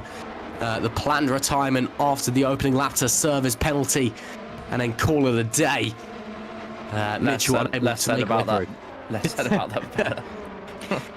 Again, if Toby Davis was the team boss of Valley Esports, Alessandro Maggio would be hunting for a new driver right now. I'm sure we've been over that multiple times already during this race. By the way, Luke's doing a great job, isn't he, in the other car? Oh, he's doing fantastic, yeah. Considering he's been in FS1 all season, he's jumped into the Superlights car. I know he's been doing some R&D work for Nocturne in Super League, so he does have some knowledge of a similar car, but of course all the upgrades affect the car completely differently, and I know he has struggled to get completely up to speed, but to be in the top 10 in Superlights, he's on the mediums, he's doing quite well, to be fair.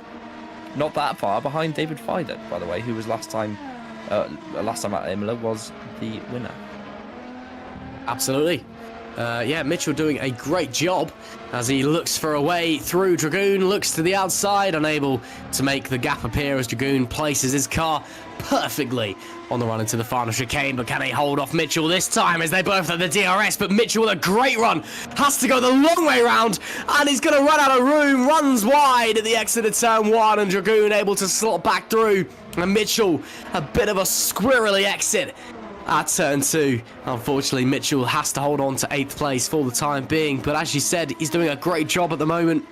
Familiar with a similar car doing the R&D work for your team in Super League. And of course, the Super League guys, the top tier of the GPVWC ladder, they'll be here on Thursday evening, just a few days away. And of course, if this race is anything to go by, those guys are going to put on a spectacular show. So of course, we hope you tune in and enjoy all of the best that sim racing has to offer. And of course, if you're just joining us, hello and welcome. We're on lap 31 of 58 here at the 6th round of the GPVWC Superlights season here at the Circuit Gilles Villeneuve. If this is your first time watching GPVWC, if you fancy getting involved, make sure to head over to the website at gpvwc.com and find out how to get involved as Luke Mitchell looks to the inside and he's getting involved as he moves up into P7.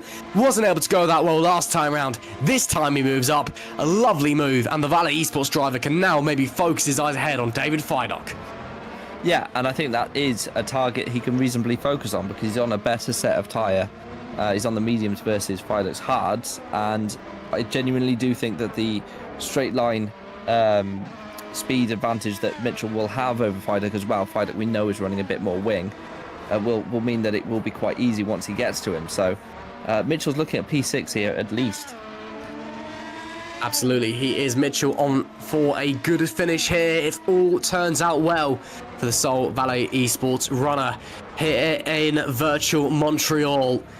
But a great drive so far nonetheless, and a great performance and a great strategy so far as well. Have to wait and see how it all unfolds over the remainder of this race. Currently though, Jack Mayer leads the way from pole sitter and championship leader Alex Lowe in P2. Vincent Gutt in P3. There is your race leader. He'll be looking to pick up his first Superlights victory here in Canada. Having a bit of a moment there, but back to the action as we go. Alex Lahoe's struggling for pace at the moment. Again, Lahoe, he's on the hard compound tyres. Mayer's on the soft, so they're on two different strategies. Mayer was potentially gambling for a bit of rain, but we now think that is not going to arrive. We think it's just going to miss the circuit. But still, if this strategy pays dividends, he's got the pace now on this set of tyres. And if he extends enough of a gap and he's quick enough, presumably on the mediums on the final stint, if the rain doesn't come, he very may well be looking at his first victory in Superlights. So Jack Mayer in a very, very strong position right now. We'll have to wait and see how it unfolds. Of course, bit of lap traffic ahead of him and the pressure of being the race leader as well. But right now, it's going very well for Mr. Mayer in P1 as he crosses the line. Yeah, he's got a 6.5 second gap to Lahoe now, so you can expect to see him box maybe in 5 laps or so. This is a push stint for him. He will want to get probably a 10-second gap to Lahu before he boxes. And then when he goes onto those fresh set of rubber, he then will have 6-7 seconds to make up in 20 laps. That's doable. He won't want to extend this too much, because as soon as Lahu's lap times start being closer to May, he needs to get off the rubber and onto a fresh set. So it's about keeping an eye on those lap times. At the moment, he's 0.6 of a second faster than the Frenchman in P2, and seems to be doing a good job of keeping that a consistent lap time over Alex. But there will become a point where of course the tyres start to drop off on those C5s, and who is only going to go quicker. I mean, he's basically setting personal bests right now, is Alex. Although his last lap was a 16.2, which is not ideal. But yeah, it's one to watch. That gap is certainly extending right now. By the way, Vincent Gutt is doing an identical strategy and is in danger of dropping Singh here as well. Singh is a couple of seconds back right now, and Gutt obviously on that 2-stop strategy. It's basically a Road to Formula versus Spark race, and Gutt, I think, probably pitted from, where was he, 7th? So, and now has moved himself into P3, and with a pit stop would only be back just behind Mitchell with a brand new set of rubber. So I think Gutt probably can get by those guys and get back towards Sandeep Singh. It's going to be tough, but definitely doable. Yeah, I mean, Sparker, they've not taken a race victory so far this year. They're like second in the Constructors' Championship as it stands. And, you know, Mayer and Gutt, two very, very strong drivers. But Road to Formula, I mean, they've taken 4 wins out of 5, with David Fardock taking the win last time out at Imola.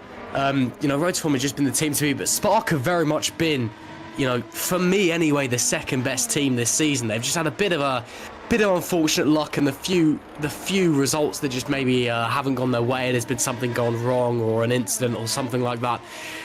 However, this race puts them in a great position for a strong result. Of course, it must be said, Spark Racing, they've turned up with 2 new engines for this round. Road to Formula, both of their drivers using older engines in the back of the car. So Spark, both Jack Mayer and Vince Scott, they've got a bit more waft behind them, a bit more power. And at the circuit, that power does matter quite a significant amount here at Gilles Villeneuve. So that has certainly come into things here. But again, it also shows, you know, because Road to Formula, they've been very liberal with their engine usage this year, shall we say. Especially Alex Lahu, he's been more than willing to essentially take on a new engine every round, which has paid him dividends so far this season, but later in the season could potentially cost him. This round, I believe, is the first round where both of the Spark cars have turned up with new motors in the back, and that's why they're running so strongly, especially compared to where they're normally running with the Road to Formula guys. So that's something to watch out for, but nonetheless, it's still been a great performance so far from both Mayer and Gutt, but there's still a long way to go. Only lap 35 of 58, and still it is very much Mayer versus Lahu, Gutt versus Singh. And it's all to play for here at the circuit Gilles Villeneuve on the outskirts of Montreal. Time will tell what is going to unfold. Here we're seeing, though, action at the back end of the top 10. We're seeing Sakura, followed by Van der Voort, followed by, I was about to say Remco de Joux, but that's actually a lap car behind them.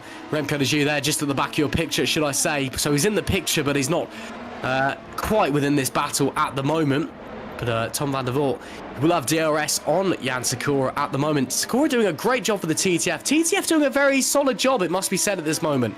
A team that have had a disappointing run so far this season. But 2 strong drivers. Maybe this time, again, as I was saying with Spark earlier, maybe here, this is the time the results turn up for TTF. Maybe Toby Davis, Canada is just the great equaliser. I mean, it's not a track with a lot of corners, and by that I mean, although it does have corners, of course it does, the corners themselves are short. They're not very long S's or anything like that, where you've got a long time in the corner.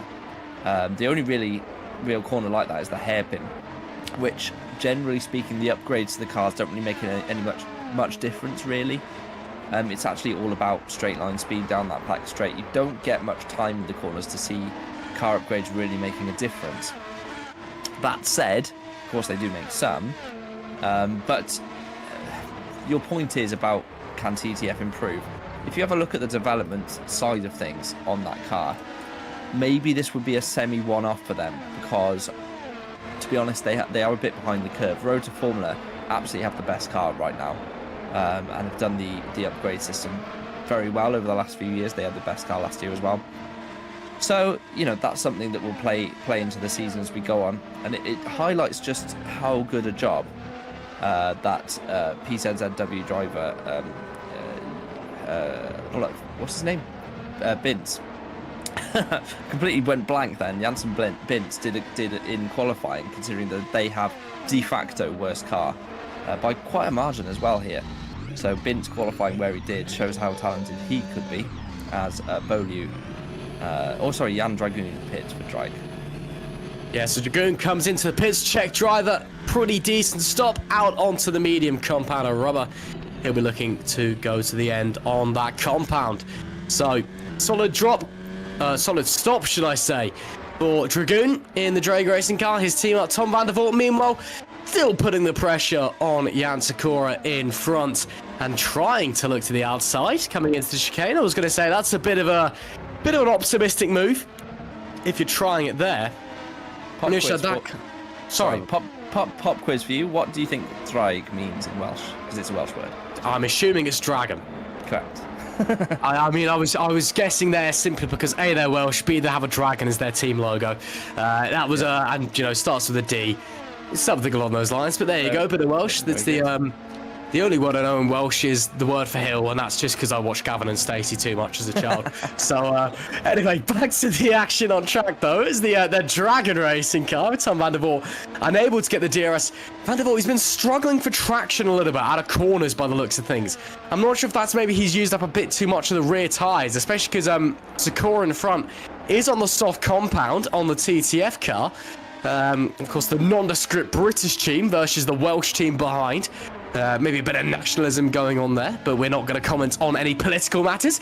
But yeah, Tom van der Voort he's just been struggling, Van der Voort, a little bit on traction out of the corners. You'll see again up here into the second chicane as we saw in the previous lap. We'll get a great run with the DRS. Can't quite find the gap into the corner, and then coming out of the corner just can't get the power down. Can't trust the rear tyres into the road. Maybe that's something that he's maybe used a bit much rear tyre early on in the stint. And all the while I'm adding this, you can see there Remco de Jeux in the background is starting to close the gap. So Van der Voort had this problem all season last season with traction and his throttle. It was something that, quite often you'd see him gyrating mid-race. He hasn't done that this season. In fact, he's had a pretty decent season. He's finished P3 last time out. So, but generally speaking, is not so good on traction. Whether that's a setup related thing, maybe he likes the car to be set up without the rear so soft, but obviously compromising traction, or maybe it's just a driver thing. I'm not really sure, but it's certainly a common theme. It's not necessarily unique to this one round, I would say, with Tom.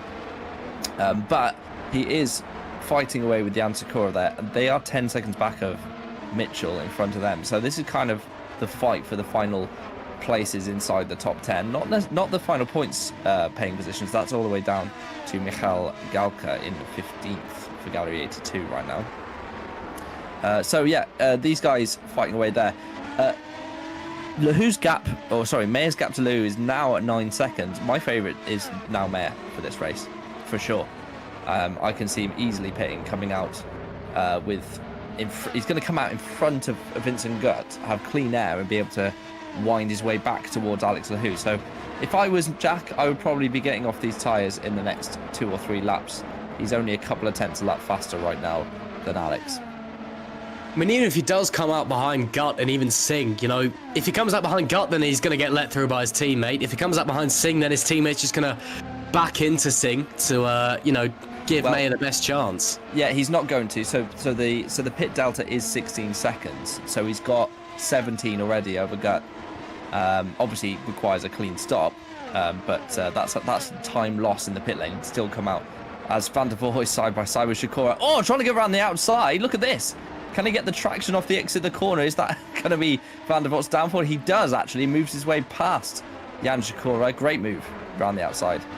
Majestic, masterful, wonderful Van der Voort up into P8 he goes after a long battle with Jan Sikora. Finally, the Drake Racing driver manages to find his way through. Brilliant racing around the outside of turn 2. And as we say that, there goes Jack Mayer into the pits onto the medium tyres as we expected. Laho retakes the lead of the race. But oh, gut pits as well, so they're double stacking. Oh! Mayer's left the pit, so he's going to be fine. This is great, actually. So Mayer is, as I say, I mean, it's almost like I engineer. Mayer is pitted on almost exactly the lap I thought he should. He's got 7 seconds to reel in for Alex Lahou, but keep an eye on his lap times on those medium tyres. Fresh medium tyres that are already 2 or 3 tenths a lap quicker than the hards. He's going to be 6 tenths a lap faster than Lahou. They've got this wrong, Road to Formula. This is not the right strategy. 2-stop is definitely the right call. Turns out the man who is a team boss and engineer sometimes knows what he's talking about when it comes to strategy. But yeah, I'm in absolute agreement with you here. I think, I wouldn't say maybe Road to Formula have got it wrong, perchance. The one-stop has worked for them a lot this season. But I think Spark have just got it right. Again, presuming all goes well for Jack Mayer, you can see there he's already within sight of Alex Lahou in front. He's definitely going to have the pace. Yeah. The purple middle sector as well. He's already putting the hammer down. He's already putting the gauntlet in front of him. You know, Jack Mayer, at this point, it's his race to lose. He's just got to negotiate getting through Alex Lahou when he inevitably catches up to the back of him. Of course, touching wood that nothing goes wrong, but Mayer's a phenomenal driver. At this point, I think, as you said, Toby, he's very much favourite to take his first win of the year and his first Superlights win as well.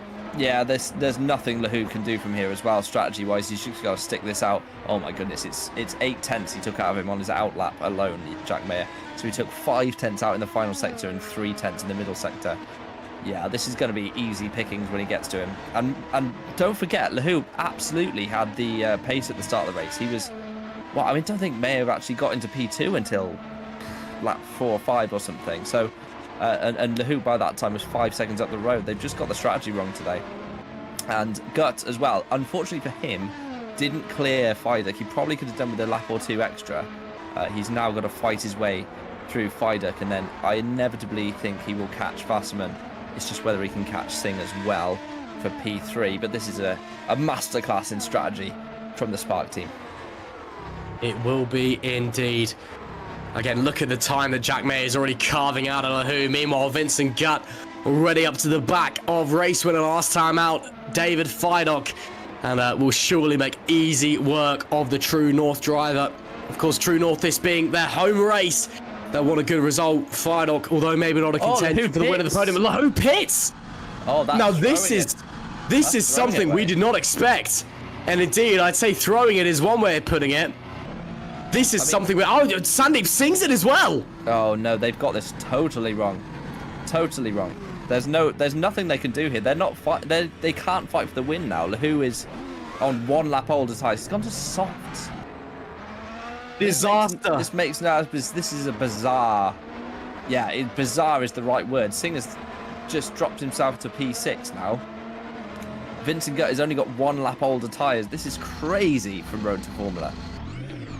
Whether it's, you know, they've decided to call it and bring it in for a fresh set and try and catch Mayer, or it's just they've got the strategy wrong. Whatever it is it seems wrong from Road to Formula.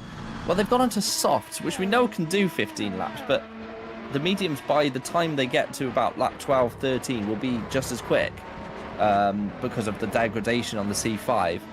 I mean, if they wanted to do this, they should have gone with medium in the middle stint rather than hard.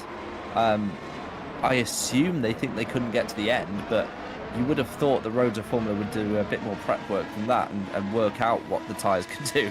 But, I mean, or they're just trying to make it interesting. Lahou, I mean, what I would say about Lahou's, he's obviously figured out that he's going to get overtaken by Mayer no matter what happens. Might as well roll the dice on a set of softs and see if he can close that gap. But he's 11 seconds off with 14 laps left. It's not going to happen, I don't think. Again, I would understand Lahou going for the box. Again, as you said, if he thought, you know, I'm going to get done by Mayer as well. But Singh, I just don't understand. Because he's just going to... Where he is at the moment, yeah, he's just going to end up in the same places because I don't think he's going to get Vincent Gutt on pace alone. He should get these two. He should get these two because they're on old hards. The one stop is defo not the strategy, by the way. I know these two are trying to make it to the end, but it's just not going to happen. or rather, they will get to the end, but they're not going to keep position from Singh. But Gut is now definitely jumping Singh, and that's, I just don't get it. I mean, he could have maybe fought that one off, Sandeep, and now Gut's almost guaranteed a P3. Absolutely bizarre. There goes Singh up into P5 through David Fidok. Again, we're predicting him to make his way through this pair very, very easily and very, very quickly, and that's what we're seeing here. But I'm taken aback. I mean, we may, if either of the Road to Formula guys are up for an interview at the end of this one, we need to ask about the strategy, because even though Laho sets the best lap of the race, given the time left to Mayer's pace and the fall off of the softs versus the mediums, yeah, this doesn't. I mean, it's 1.6. The only thing I could say about this is Laho has now got the fastest lap. He's done a 13.7 versus Mayer's 15.3. It is worth an extra point doing that, and he's probably just given up on the idea of winning the race. He's 10 seconds back. He did take a full 1.6 seconds out of Mayer, but the tyres aren't just going to hold. They're not going to hold on pace-wise. They will physically get to the end. Yeah, I don't know who's calling the strats over at Road to Formula, but they got it wrong versus Spark today.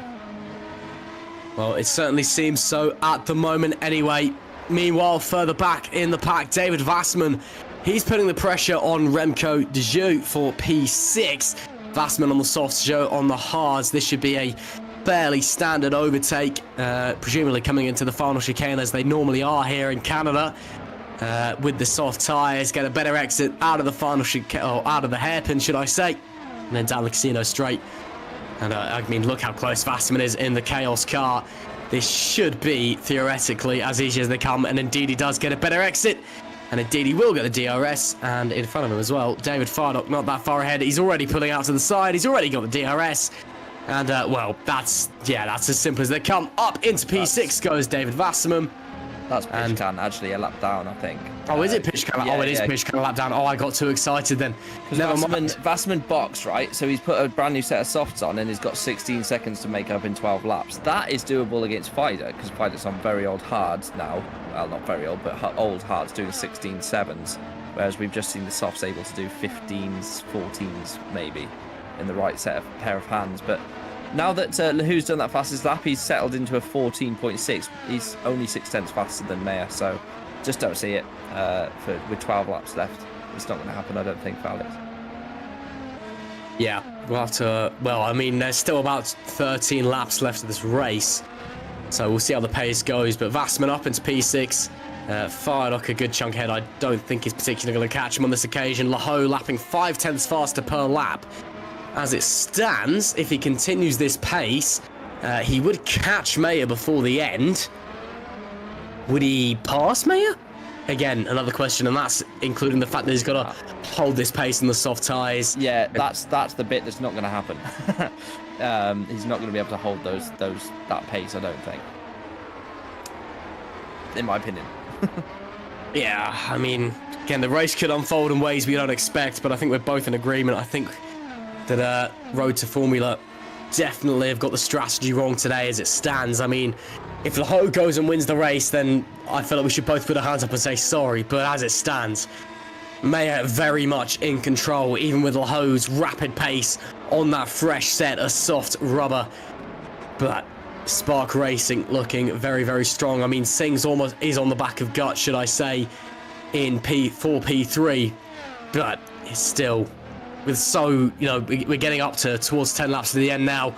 Mayo has been phenomenal all day. Laho he's been normal Laho this year, but nothing that's blown us away. Right, well, we'll have to wait and see what is going to happen. Sandeep Singh, though, for the final podium place, and Vincent Gut has a look to the inside. Can't make it work. But the number 11, P2 in the championship, the team boss at Road to Formula, is on the back of the Vincent Gut and the Spark Racing car. Surely should be pretty easy effort to get onto the podium places here as they barrel their way into turn 1 around turn 2. A bit of backfire from Vincent Gutter, shot a flame out of the exhaust. And as they make their way into the open chicane, again, the only real overtaking spot is coming into the final chicane. But essentially, you've got to spend the lap setting up that move. You've got to stay on the back and use the DRS and use it smartly to get that move So it's all about staying on the back of your opponent. But again, Sandeep Singh on that soft compound of rubber. If the battle for first may not be over, I feel like the battle for third should be pretty simple for this Rhodes Formula car. Yeah, it should, but I don't think it will be all over once that's happened, because, as I say, there is a crossover between the C5, the C4, the soft and the medium. And although Gut clearly doesn't have the grip right now, later on in the stint, it's only a couple of laps older, his medium versus Singh's softs. I reckon Gut could come back at it, especially if he stays within DRS for the first couple of laps. Here comes Sandeep Singh down the inside. They'll make that move easily stick. He's got the better rubber and the shorter braking distance as a result. Gut lets him through, but if Gut can stay on the back of Sandeep Singh through this lap, he will have the DRS back again. That's his best chance of retaking the position, I would say. Yeah, I mean, again, it's all about what happens with the tyres. Yeah, it's just, you know, we're pretty convinced that the mediums to the ends are the ones to be on. We don't think the softs are going to quite go that distance. If Singh pulls enough of a gap over Vincent Gutt and keeps it on the black stuff, he should be able to go to the end. Laho's still putting in great laps here, to be fair. And even if the tyres hold up and he's able to catch the back of Jack Mayer, it's one thing to catch driver, it is another thing to overtake. And Jack Mayer, we know from his performances in the Formula Sprint Series the last couple of years, of course, he is the reigning Formula Sprint 1 champion, the third tier of GPVWC racing, and the back-to-back Formula Sprint 2 and 1 champion. I believe only the third driver to do that in GPVWC history, if my memory serves me correctly. You know, the guy can race. So, you know, it's one thing to catch Jack Mayer. Alex Laho, if he does catch him, as well, he's going to get through him, and that could be a tantalising battle if that happens. But 9 laps left on the clock. Mayer still putting in good laps, or Laho, should I say. But Mayer is still putting in strong laps. Will the soft compound of rubber hold on for Alex Laho? The rain is not set to fall anymore. These tyres will be going to the end for these drivers. What do they do? Can the softs last for Alex Laho? Can Jack Mayer continue to hold on to that pace and hold on to the victory? It is anybody's guess as we head into the dying phases of the 6th round of the GPVWC Superlights race. And it's been exciting all the way through. It could potentially be getting even more exciting. I mean, before this race, Toby, you said that Alex Laho is probably the one to put your money on. But you said to watch out for Jack Mayer as well. Right now, Jack Mayer leads with Laho chipping into his time, but it's all about the tyres. It's anybody's guess who's going to be the winner. Yeah, it could come down to the last lap. I feel like Jack Mayer's managing that, personally. Because the gap between the two tyres is not that much. I know Laho had a couple of tenths in qualifying on Jack, but there's no way he's 8 tenths faster just because of a set of tyres versus Jack. I think Jack's probably managing the tyres, saving them a little bit, whereas I do feel like Alex is absolutely flat out right now and using up that rubber, and I think there will become a point where that will kind of run out. So, but I mean, you know, I could be wrong. It could just be that Alex has got a really good handle on these C5s versus Jack's C4. I still feel like Laho has probably not made the right call, you know, with his strategy overall. Probably now looking at it, did make the right call to actually box rather than stay out. And Mayer's just made a little mistake in the first sector. He's lost 4 tenths. So that's not ideal, actually, for him. It could come down to the last couple of laps, actually. It could do. Time will tell what is going to happen. Looking to the back of the pack for a moment, unfortunately, we've lost Matheus Pishkan as well. He's suffered with a disconnect early on in the race and has similarly encountered more issues. But he's back in, apparently, so maybe another disconnect there for Pishkan, but he is 5 laps down. Big shame for him. Shout out to Merling in P17. He's 1 lap down. But he's not got a lot of experience in these Superlights cars. He's had to jump in the last moment. He's doing a great job at the moment, so a big shout out to him.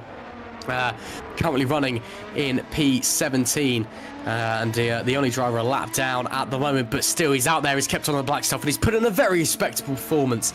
So fantastic job for Robin Merling to do a great job out there for PZZW Racing Team. But back to the action up at the front. Laho continues to put the lap times in, and this could be getting very, very exciting very, very quickly. We all thought that the soft tyres were going to drop off, but suddenly Alex Laho maybe the jump onto softs, whether it was in the original strategy or not, it could have been an inspired decision.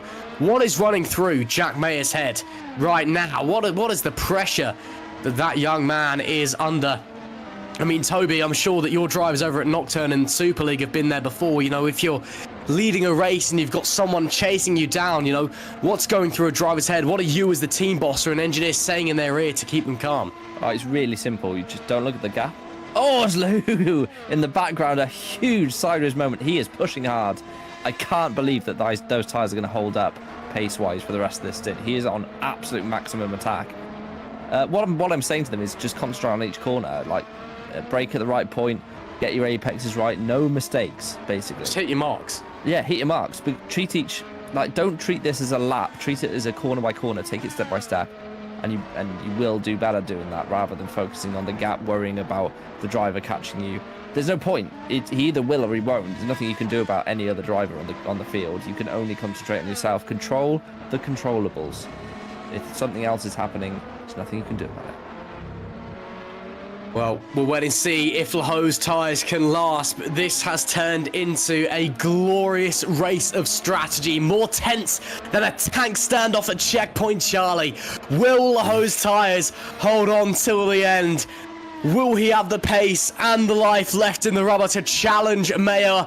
Or will it be curtains? Will the softs run out of tread, run out of rubber on the road to Formula? And will Jack Mayer take his first victory in Superlights? Got only a handful of laps left to run. Lap 54 of 58. 5 laps remaining. And what a treat we have on our hands here in GPVWC Superlights. This has been a superb race of tension and drama and strategy so far. And it could all come down to this. Laho pushing like a madman. The Frenchman on the soft compound. Closing in on the Brits, on the mediums. But can those softs last? We all thought that the Spark Racing team had the strategy wrapped up. We'd all thought that Road to Formula had made a mistake on the strategy front. But Laho is making those softs drive like there's no tomorrow. But can they last? Can they hold on? And then can he get through Jack Mayer? Again, Toby, I'll ask you from the other side. I just asked you what's probably going through Jack Mayer's eyes right now. You know, what would you do if one of your drivers was in Alex Laho's situation right now where you're not sure if the tire's going to last and you're chasing down a leader? This way round, you leave him to it. So Alex knows what he's got to do. He can see the car in front of him. Physically now is drawing towards him. He had a bit of a rough middle sector, by the way, then, Alex. I wonder if this might be the end of the road for him. The Road to Formula car not making all the way up to Mayer. He's still 5/10 quicker on that lap, but that's not quite enough. He's using all of the track limits. Those tyres have got to cling on another couple of laps. We know they can physically do the time, but that delta between the two cars is dropping off slightly.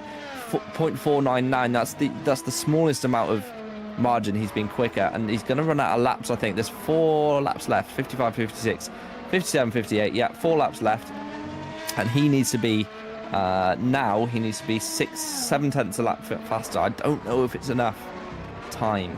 Don't know if it's enough time for him. It's going to be tight. Of course, if he can get within DRS, that gives him an additional boost. So the sooner he can do that, the better. Although I'm not sure where Mayer is in terms of lapped cars. But DRS could be all... Yeah, see, Mayer's going to get a nice little DRS on this lap. So that's going to give him another couple of tenths down the back straight. Look at the gap opening back up.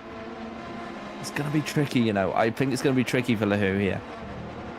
Maybe just running out of time. Maybe just running out of tyres. We're going to go into lap 56 of 58. Let us know who you think is going to be on the top step of the podium. Canada, of course, has been a place in Superlights where the unexpected and sometimes the very much expected stand on the top step of the podium. Many bizarre results here. Of course, Omagorgi took a dominant victory here last time in 2023 on his way to a dominant championship. But in 2022, we had John Newhouse taking the win. 2021, Matthew Williams. 2020, Liam Duval. 2019, we saw Lucas Schmidt taking the victory. So a whole collection of drivers, some of them you may very well remember, taking victories here. Can Jack Mayer join that list? Can Jack Mayer join the list of drivers who's taken a victory in Superlights? Only a handful of moments left to go. We've got about half a lap to go, and then it's lap 57, the penultimate lap of the race. Laho still closing, but the pace has dropped just a little bit over the last previous laps, but he will get the drive off of, I believe that's Maxime Bulio, potentially DRS, off of the lapped traffic in front. Jack Mayer starts the penultimate lap. Maybe Alex Laho has run out of tyres and run out of time.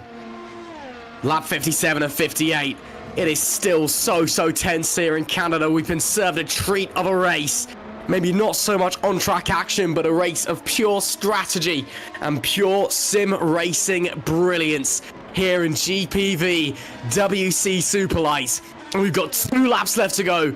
And who is going to be on the top step of the podium? Will it be Jack Mayer? Can Alex Laho make a difference? The only chance Alex has now is getting a double DRS here off the lapped car. Not sure exactly which one that is. Is it Dzeo or Bolu? I believe it's Dzeo. Okay, so Dzeo. So, yeah, basically, he needs to get a double DRS here. He's got the DRS detection point there. He needs to use all his push to pass, if he has any left, on this back straight now, and try to get in that middle DRS section, and try to get DRS in the final on the final lap on down this straight. That's the only way he can do it. I don't know how much push to pass he has left. He might have been burning through it trying to catch Jack. He's got to hope Dzeo gets out of the way, and he does. That's good news for him. But I just don't see it. He's only a couple of tenths faster on this lap as well. And if anything, actually, Jack Mayer did his best middle sector of the race. And in fact, in a 15.1, I think Jack had push to pass to burn. Looking at that, he's just done a much faster lap. He's done his personal best of the race, Jack. And although Alex has been faster, it's not going to be enough. Jack Mayer is going to take this victory, I believe. Time will tell. Final lap of the race. 1 tour to go. Not even that for Jack Mayer. And he will be a first-time winner, should I say, in GPVWC Superlights. Alex Laho gave it a good go. But unfortunately, the tyres ran out. The time ran out even within, eye distance of Mayer. He can see the Spark Racing team driver in front. But it's not going to be enough because there's one straight and a chicane to go. Jack Mayer, it's been a phenomenal race. It's been a phenomenal strategy. The FS2 champion, the FS1 champion, the reigning FS1 champion, who's had bad luck this year. But finally, Jack Mayer, for the first time, is a GPVWC Superlights winner. He wins in Canada in 2024.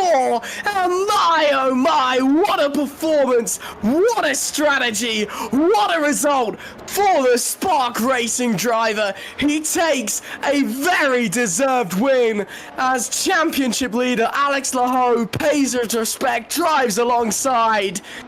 But man, oh man, Jack Mayer on the top step for the first time in Superlights. What a strategy by Spark, by the way.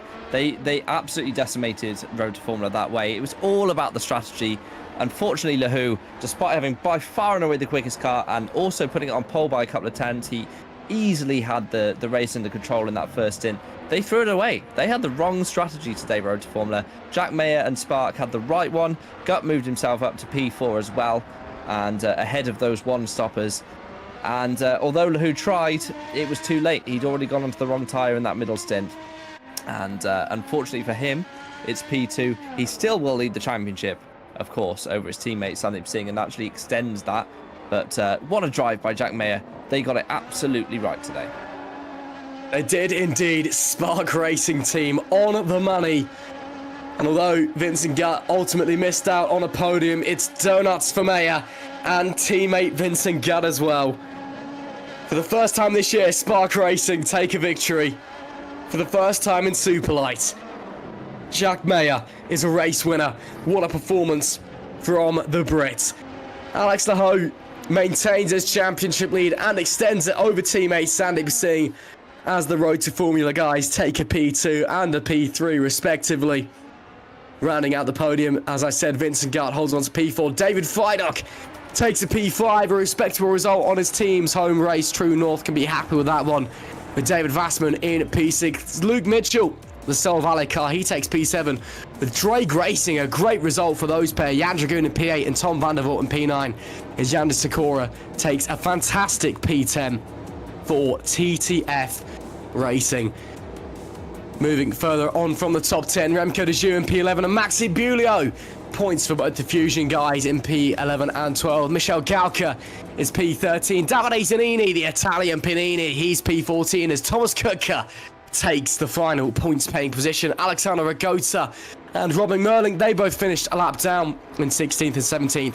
Matthews Pishcam, unfortunately a few disconnects for him, he was P18. And then we lost Janssen Bintz and Dominic Koroshavin. They were P19 and 20 classified, but we lost those two, as well as Yatsi Latinen, Florian Gaia, Chris Gitsov, and Alessandro Maggio. What a race we've seen there, Toby. Before we get onto our interviews, I'm in a pure race of strategies, but who is your driver of the day? That is an interesting question. I would say probably Luke Mitchell, having jumped in and with very little knowledge in the car. He obviously had a teammate who was never going to complete the race either, so probably not much help on the setups, and has come in and finished well inside the top 10, shown a great showing, and obviously didn't really know what the strategy should be either. So I would say probably Luke Mitchell. That is absolutely fair enough. Let's get on with our interviews. Let's start with our race winner, Jack Mayer. If you can hear us, you are a Superlights winner. That has got to feel special. Yeah, I took my time getting it, didn't I? Given the seasons I've had before, but I think tonight of all nights was the least I was expecting it, to be honest, given the pace of Alex in practice. But I'll take it, especially my objectives this year. As I've been saying to most people, I'm not focused necessarily on the championship because I never know how much of the season I can do. But as long as if I got a win at any race and then that was my last race, I'd be happy. So I've ticked that off. From now on, it's just enjoy myself. Let's talk about that race. I mean, me and Toby were just kind of discussing the entire rest of the strategy. It looks like you guys over at Spark just absolutely nailed it. Would you say that was very much a strategy decisive win, or do you think, it was very much one you had on pace and then maybe, some mistakes from Road to Formula as well? Well, I think the thing is, this race there was a lot of threat of rain towards the latter stages. And I think even we were looking at it at the start. I mean, the optimal strategy was soft, medium, soft, or soft, medium, but it was a two-stop basically. And the one-stop just never looked right. The hards, when we done practice, the hards weren't a good tyre. But I was just focusing on, I imagine if it's going to be a dry race, because there's so many times in the past where we've expected rain, it hasn't come. And if you filter the expected rains, the strategy, you could be a hero or you could drop more places than it was ever worth. So I thought, given that experience, just focus that it's going to be a dry race. And thankfully it did. And I'm assuming what happened at Road to Formula, I mean, just speaking to Alex, he basically confirmed it. They pitted onto hards. At first, we thought it was for a one-stop, just, staying dry one-stop. And at that point, I thought, well, we'll win this because I knew we had the pace on a two-stop. But then it was just because they were holding out for the rain, which eventually never came. So I think really Road to Formula was a prime example of what I was just saying, where you can't really filter the expected rain into a strategy in our factor. So I'll take it anyway. Yeah. As I said, you're a first-time race winner here in Superlights. I mean, can we expect the unlocked Jack Mayer from now on? Is this you kind of progressing to a different level? Well, I would love to say yes. I would love to say we'll win the rest of the races. But I mean, to be fair, except Australia and Imola doesn't really count. All the other races, I've at least been there within touching distance of the win. I mean, Jeddah, the whole race, the same gap between me and Alex. Suzuka, 4-car fight for the lead until the accident. China, we led 99.9% of the race and then bottled it. So, I mean, there's no reason to say this will be the last win, but statistically, the numbers aren't on my side for the rest of the season. But we'll see. I didn't expect the win tonight. I mean, we had a fresh engine, we had one of the best cars, but I mean, I only started practice Sunday. 11 p.m. So I think I didn't feel ready. I didn't expect anything more than a podium, and we got a little bit lucky on the strategy. But you got to take all of it, haven't you? So we'll see. Another race like this, and I'll say, yeah, we can get another win, but you never know. Well, time will tell. Jack Mayer, first-time race winner in GPVWC Superlights, a phenomenal performance. Thank you very much for talking to us, and congratulations. Thank you so much. See you.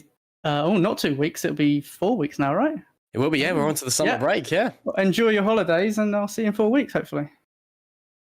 You too. Thank you very much, Jack Mayer. Toby, if you'd like, you're welcome to take the next interview. If not, I'll take it, but it's up to you. But that was Jack Mayer anyway. No, you feel free, mate.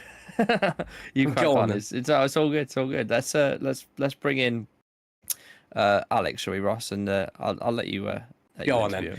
We'll bring in Alex Laho. Alex, if you can hear us, a great race, nonetheless. But I'm sure you're probably disappointed, nonetheless. A fantastic pole position, but not the race win in the end. Talk us through it. Well, yeah. Hello, guys. The stars aligned for me to get the win, but for some reason, with the rain and Jack's undercutting, I had to take a decision quickly, and I took the hards, and boom, I just lost the win because of this, because I lost about 10 seconds overall on the hard stint. Skill issue. Well, I'm sure it's frustrating, but it's still second place, still a strong result, and your championship lead extending again after that DNF last time out in Imola. So it's not all bad in terms of the season as a whole. Yeah, it's not bad. Like, I only lose 4 points to Jack. Still quite annoying because I could have possibly maybe gotten away with 6 more points than losing 4. So it's annoying, but it is what it is, and mistakes are part of the season. Strategic blunder, that's what I'm gonna say. We did the Ferrari strategy, so we lost so much time because of it. Yeah, consequences. It's a shame, but congrats to Jack. He had an insane pace on the first stint.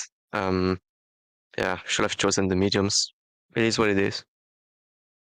Well, that's racing for you sometimes, but of course we've got the spring break coming up, so we've got a bit of a break. What's the plan for you? Are you just kind of get in there and get some practice done, and just kind of try and get back on the top step next time in Spain? Yeah, the plan for Spain is to out-qualify the whole grid by 7/10. That's understandable knowing you, but again, as I said, your championship lead extends this time round after that disappointing DNF last time at Imola. So you're continuing to kind of put your name on the championship. I suppose at this point, is it more about the championship fight for you than necessarily fighting for race wins? You still want to go out there and win every race. It's all about winning, of course, but being consistent is also a part of winning championships, because you've seen last year how Jack overcame like a 75 points gap or something to Shimon. He was consistent all season, and Shimon started making mistakes here and there, and this is exactly what I want to avoid. It happened today, but I'm only coming off worse by 4 points, so it's okay in the global scheme of things.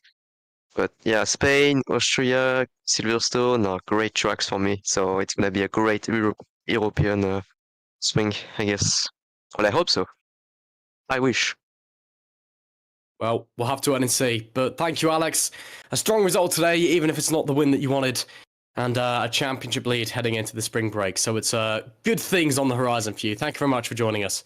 Yeah, it's not all bad. Thank you, guys, and enjoy your evening. Thank you very much, Alex Laho, pole sitter and finished in P2. Let's bring in P3 man and teammate and team boss Sandeep Singh as well. Sandeep, if you can hear us, another podium for you, although maybe not the result the team wanted, but still a strong result nonetheless. You extend the Constructors' Championship lead. Just talk us through what happened there. Did we extend it? You did extend the Constructors' Championship, yeah? You sure? I'm fairly certain, yeah. If my math serves me right. If you didn't, well, you're still quite far ahead anyway, so... Let me check. Hold on. 20... No, they not that important. No, they gained the point on us, so we didn't extend. So. So you've lost a point in the Constructors' Championship battle. Yeah. So obviously an absolute disastrous day for Road to Formula because you've lost a whole point.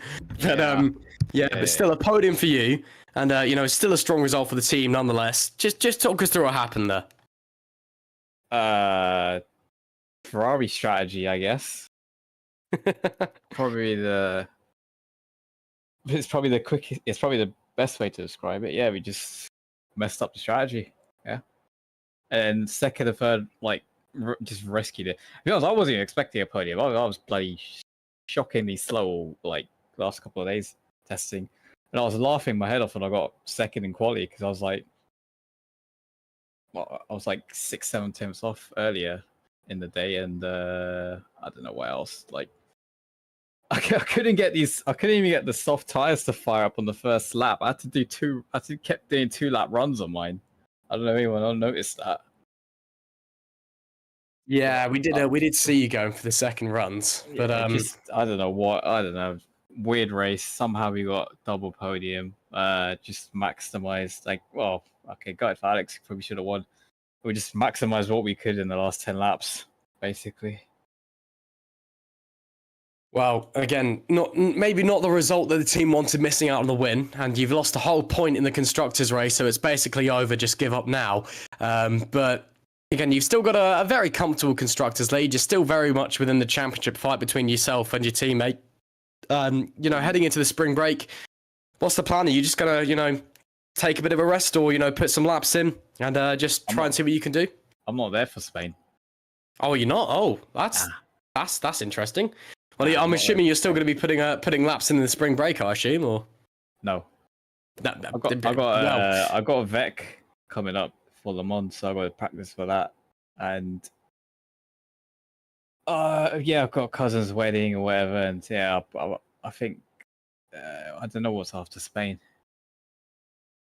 I can't remember what's after Spain. Is it Austria or something? I believe so. Let me just check the calendar. It is Austria. So I'll probably prep for Austria, but I'll be focusing on Le Mans in the spring break. That's and then I'm not back to Austria, so Alex will probably extend the lead. And it depends who I get in the second seat. I can ask Harry, or I can ask many people. I know who. I might ask Jake Dennehan actually. Well, that'll be very interesting if Dennehan decides to step foot on a Road to Formula car. Yeah. But great result today. Obviously, if you're not there for Spain, best of luck with Le Mans and all that. And great to speak to you, Sandeep. Thanks. See ya. See you later. That was third place Sandeep Singh. We have a chance to speak to a couple more because there is a few more waiting in the YouTube. So we'll very quickly grab fourth place Vincent Gutt. Vincent, if you can hear us, we've got time just for a quick interview. P4 for you. Obviously, winning for your teammate at a great result for the team. How are you feeling after that one? I feel really happy for him. I got a podium in Suzuka, and I wasn't really happy because of the incident he had. Now I'm even more happy for him winning. Although I'm just in P4, I'm more happy than in Suzuka. Well, let's just talk through that one. It seems like you guys, maybe you necessarily didn't quite have the pace to outpace the Road to Formula guys, but it seemed like the team anyway just had the better strategy. Was that planned coming into the race? Or was that just a late call made with the rain not coming? We knew about the rain, but we stick to our plan. We just asked our engineer, is there some rain in a few minutes or not? But it looked good, and we just stick to our plan in case it's not rained. So we stick to the right plan. Well, a great result for the team and a P4 for you as well. Congratulations, and thank you for talking to us. Thanks. Again, we are rattling through these because we've got a few more and not enough time. We'll grab David Fidock as well. David, if you can hear us, not quite the same result as him last time out, but a strong result for you nonetheless, and a great result for the team at their home race as well. Must be pretty happy with that one. Yeah, I think they all cheated. I didn't realise it was the own race, to be honest. I'm actually quite frustrated because it is the first time I used hards. All the guys in the Super League group was predicted one stop would be the quickest, so I thought, I might as well do that. I haven't had much time to test. So I went soft to hards, and then when everyone else started their 2 stops, they were gaining so much. And I was like, it was too late to jump to a 2 now because I'll drop behind David and the guy behind him. And it was also a bit unfortunate that we lost a train so early on, fighting Jensen or whatever his name was. But it was still a good race. When David made his second stop, I was pushing like crazy on those hards, trying to stay in front so he didn't pass me, but there was no rear left. So I was, fighting the rear end the last 10, 15 laps. It was scary. What's the plan heading into the spring break then? Of course, we've got Spain in 4 weeks' time. You just going to put some laps in, try and get some practice in and see how it goes? Spring break. So we're heading to America, dancing with ladies. Oh, very nice. If only. I'll be in my pipe and slippers.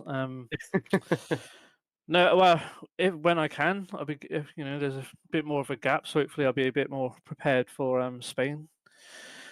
What is it? 3 weeks? I believe it's a month. Four weeks. Oh, wow. Okay, yeah. So hopefully a bit more prepared, a bit more time. So yeah. Don't know. Well, there's a bit of a gap in it. Jeez. Plenty of time to put some laps in. Unfortunately, David, that's all we've got time for. But thank you very much for joining us. Strong result today, and best of luck heading over for your American travels. Thank you. That was David Fardock. Unfortunately, that's all we've got time for on the interview front. And that concludes our action today from the GPVWC Superlights. That being said, Toby Davis, a phenomenal race we've just seen, a real strategy battle, and a great result as well for our first-time race winner out there today. Yeah, it was a nice race. Nice to see a tactical battle going on in Superlights. It often happens that way. There's a whole bunch of different ways you can win in Superlights, and nice to be commentating alongside yourself, Ross, actually, to be fair, mate. It's been a little bit, I think, probably. Yeah, it has been a while. Yeah, so, but it was good. It was a good race. A lot better standard of driving than I've seen of late in Superlights, and generally speaking, everyone kept their nose fairly clean. So, yeah, good stuff. And hopefully Alex Lahou picks himself up for his benefit. He sounded a bit despondent today, but that's what happens when you don't quite get it right. And I was calling on that rain; it just magically disappeared. I posted a couple of screenshots in the Superlights channel in Discord, and it genuinely just next click on the radar, and all the rain disappeared. It was very strange. So apparently it's thunderstorming over in Quebec right now. So I think with thunderstorms, it burns off very quickly. The rain, it sort of deposits itself and then disappears. So that must have happened tonight. But there we go. A good win for Jack Mayer and Spark. They definitely got it right today. It did indeed. Although we didn't have the rain, we had a brilliant race nonetheless. Anyway, of course, Superlights, we're taking a bit of a break. We'll be back on the 18th of June as we head to Barcelona, the circuit to Catalonia in Spain for the 7th round of the season. But that's not it for GPVWC before the spring break. Of course, on Thursday evening, we'll be having the Super League, the top tier, the best of the best in R Factor 2 sim racing. So make sure you're tuning in for then. But for now, thank you for joining us and take care.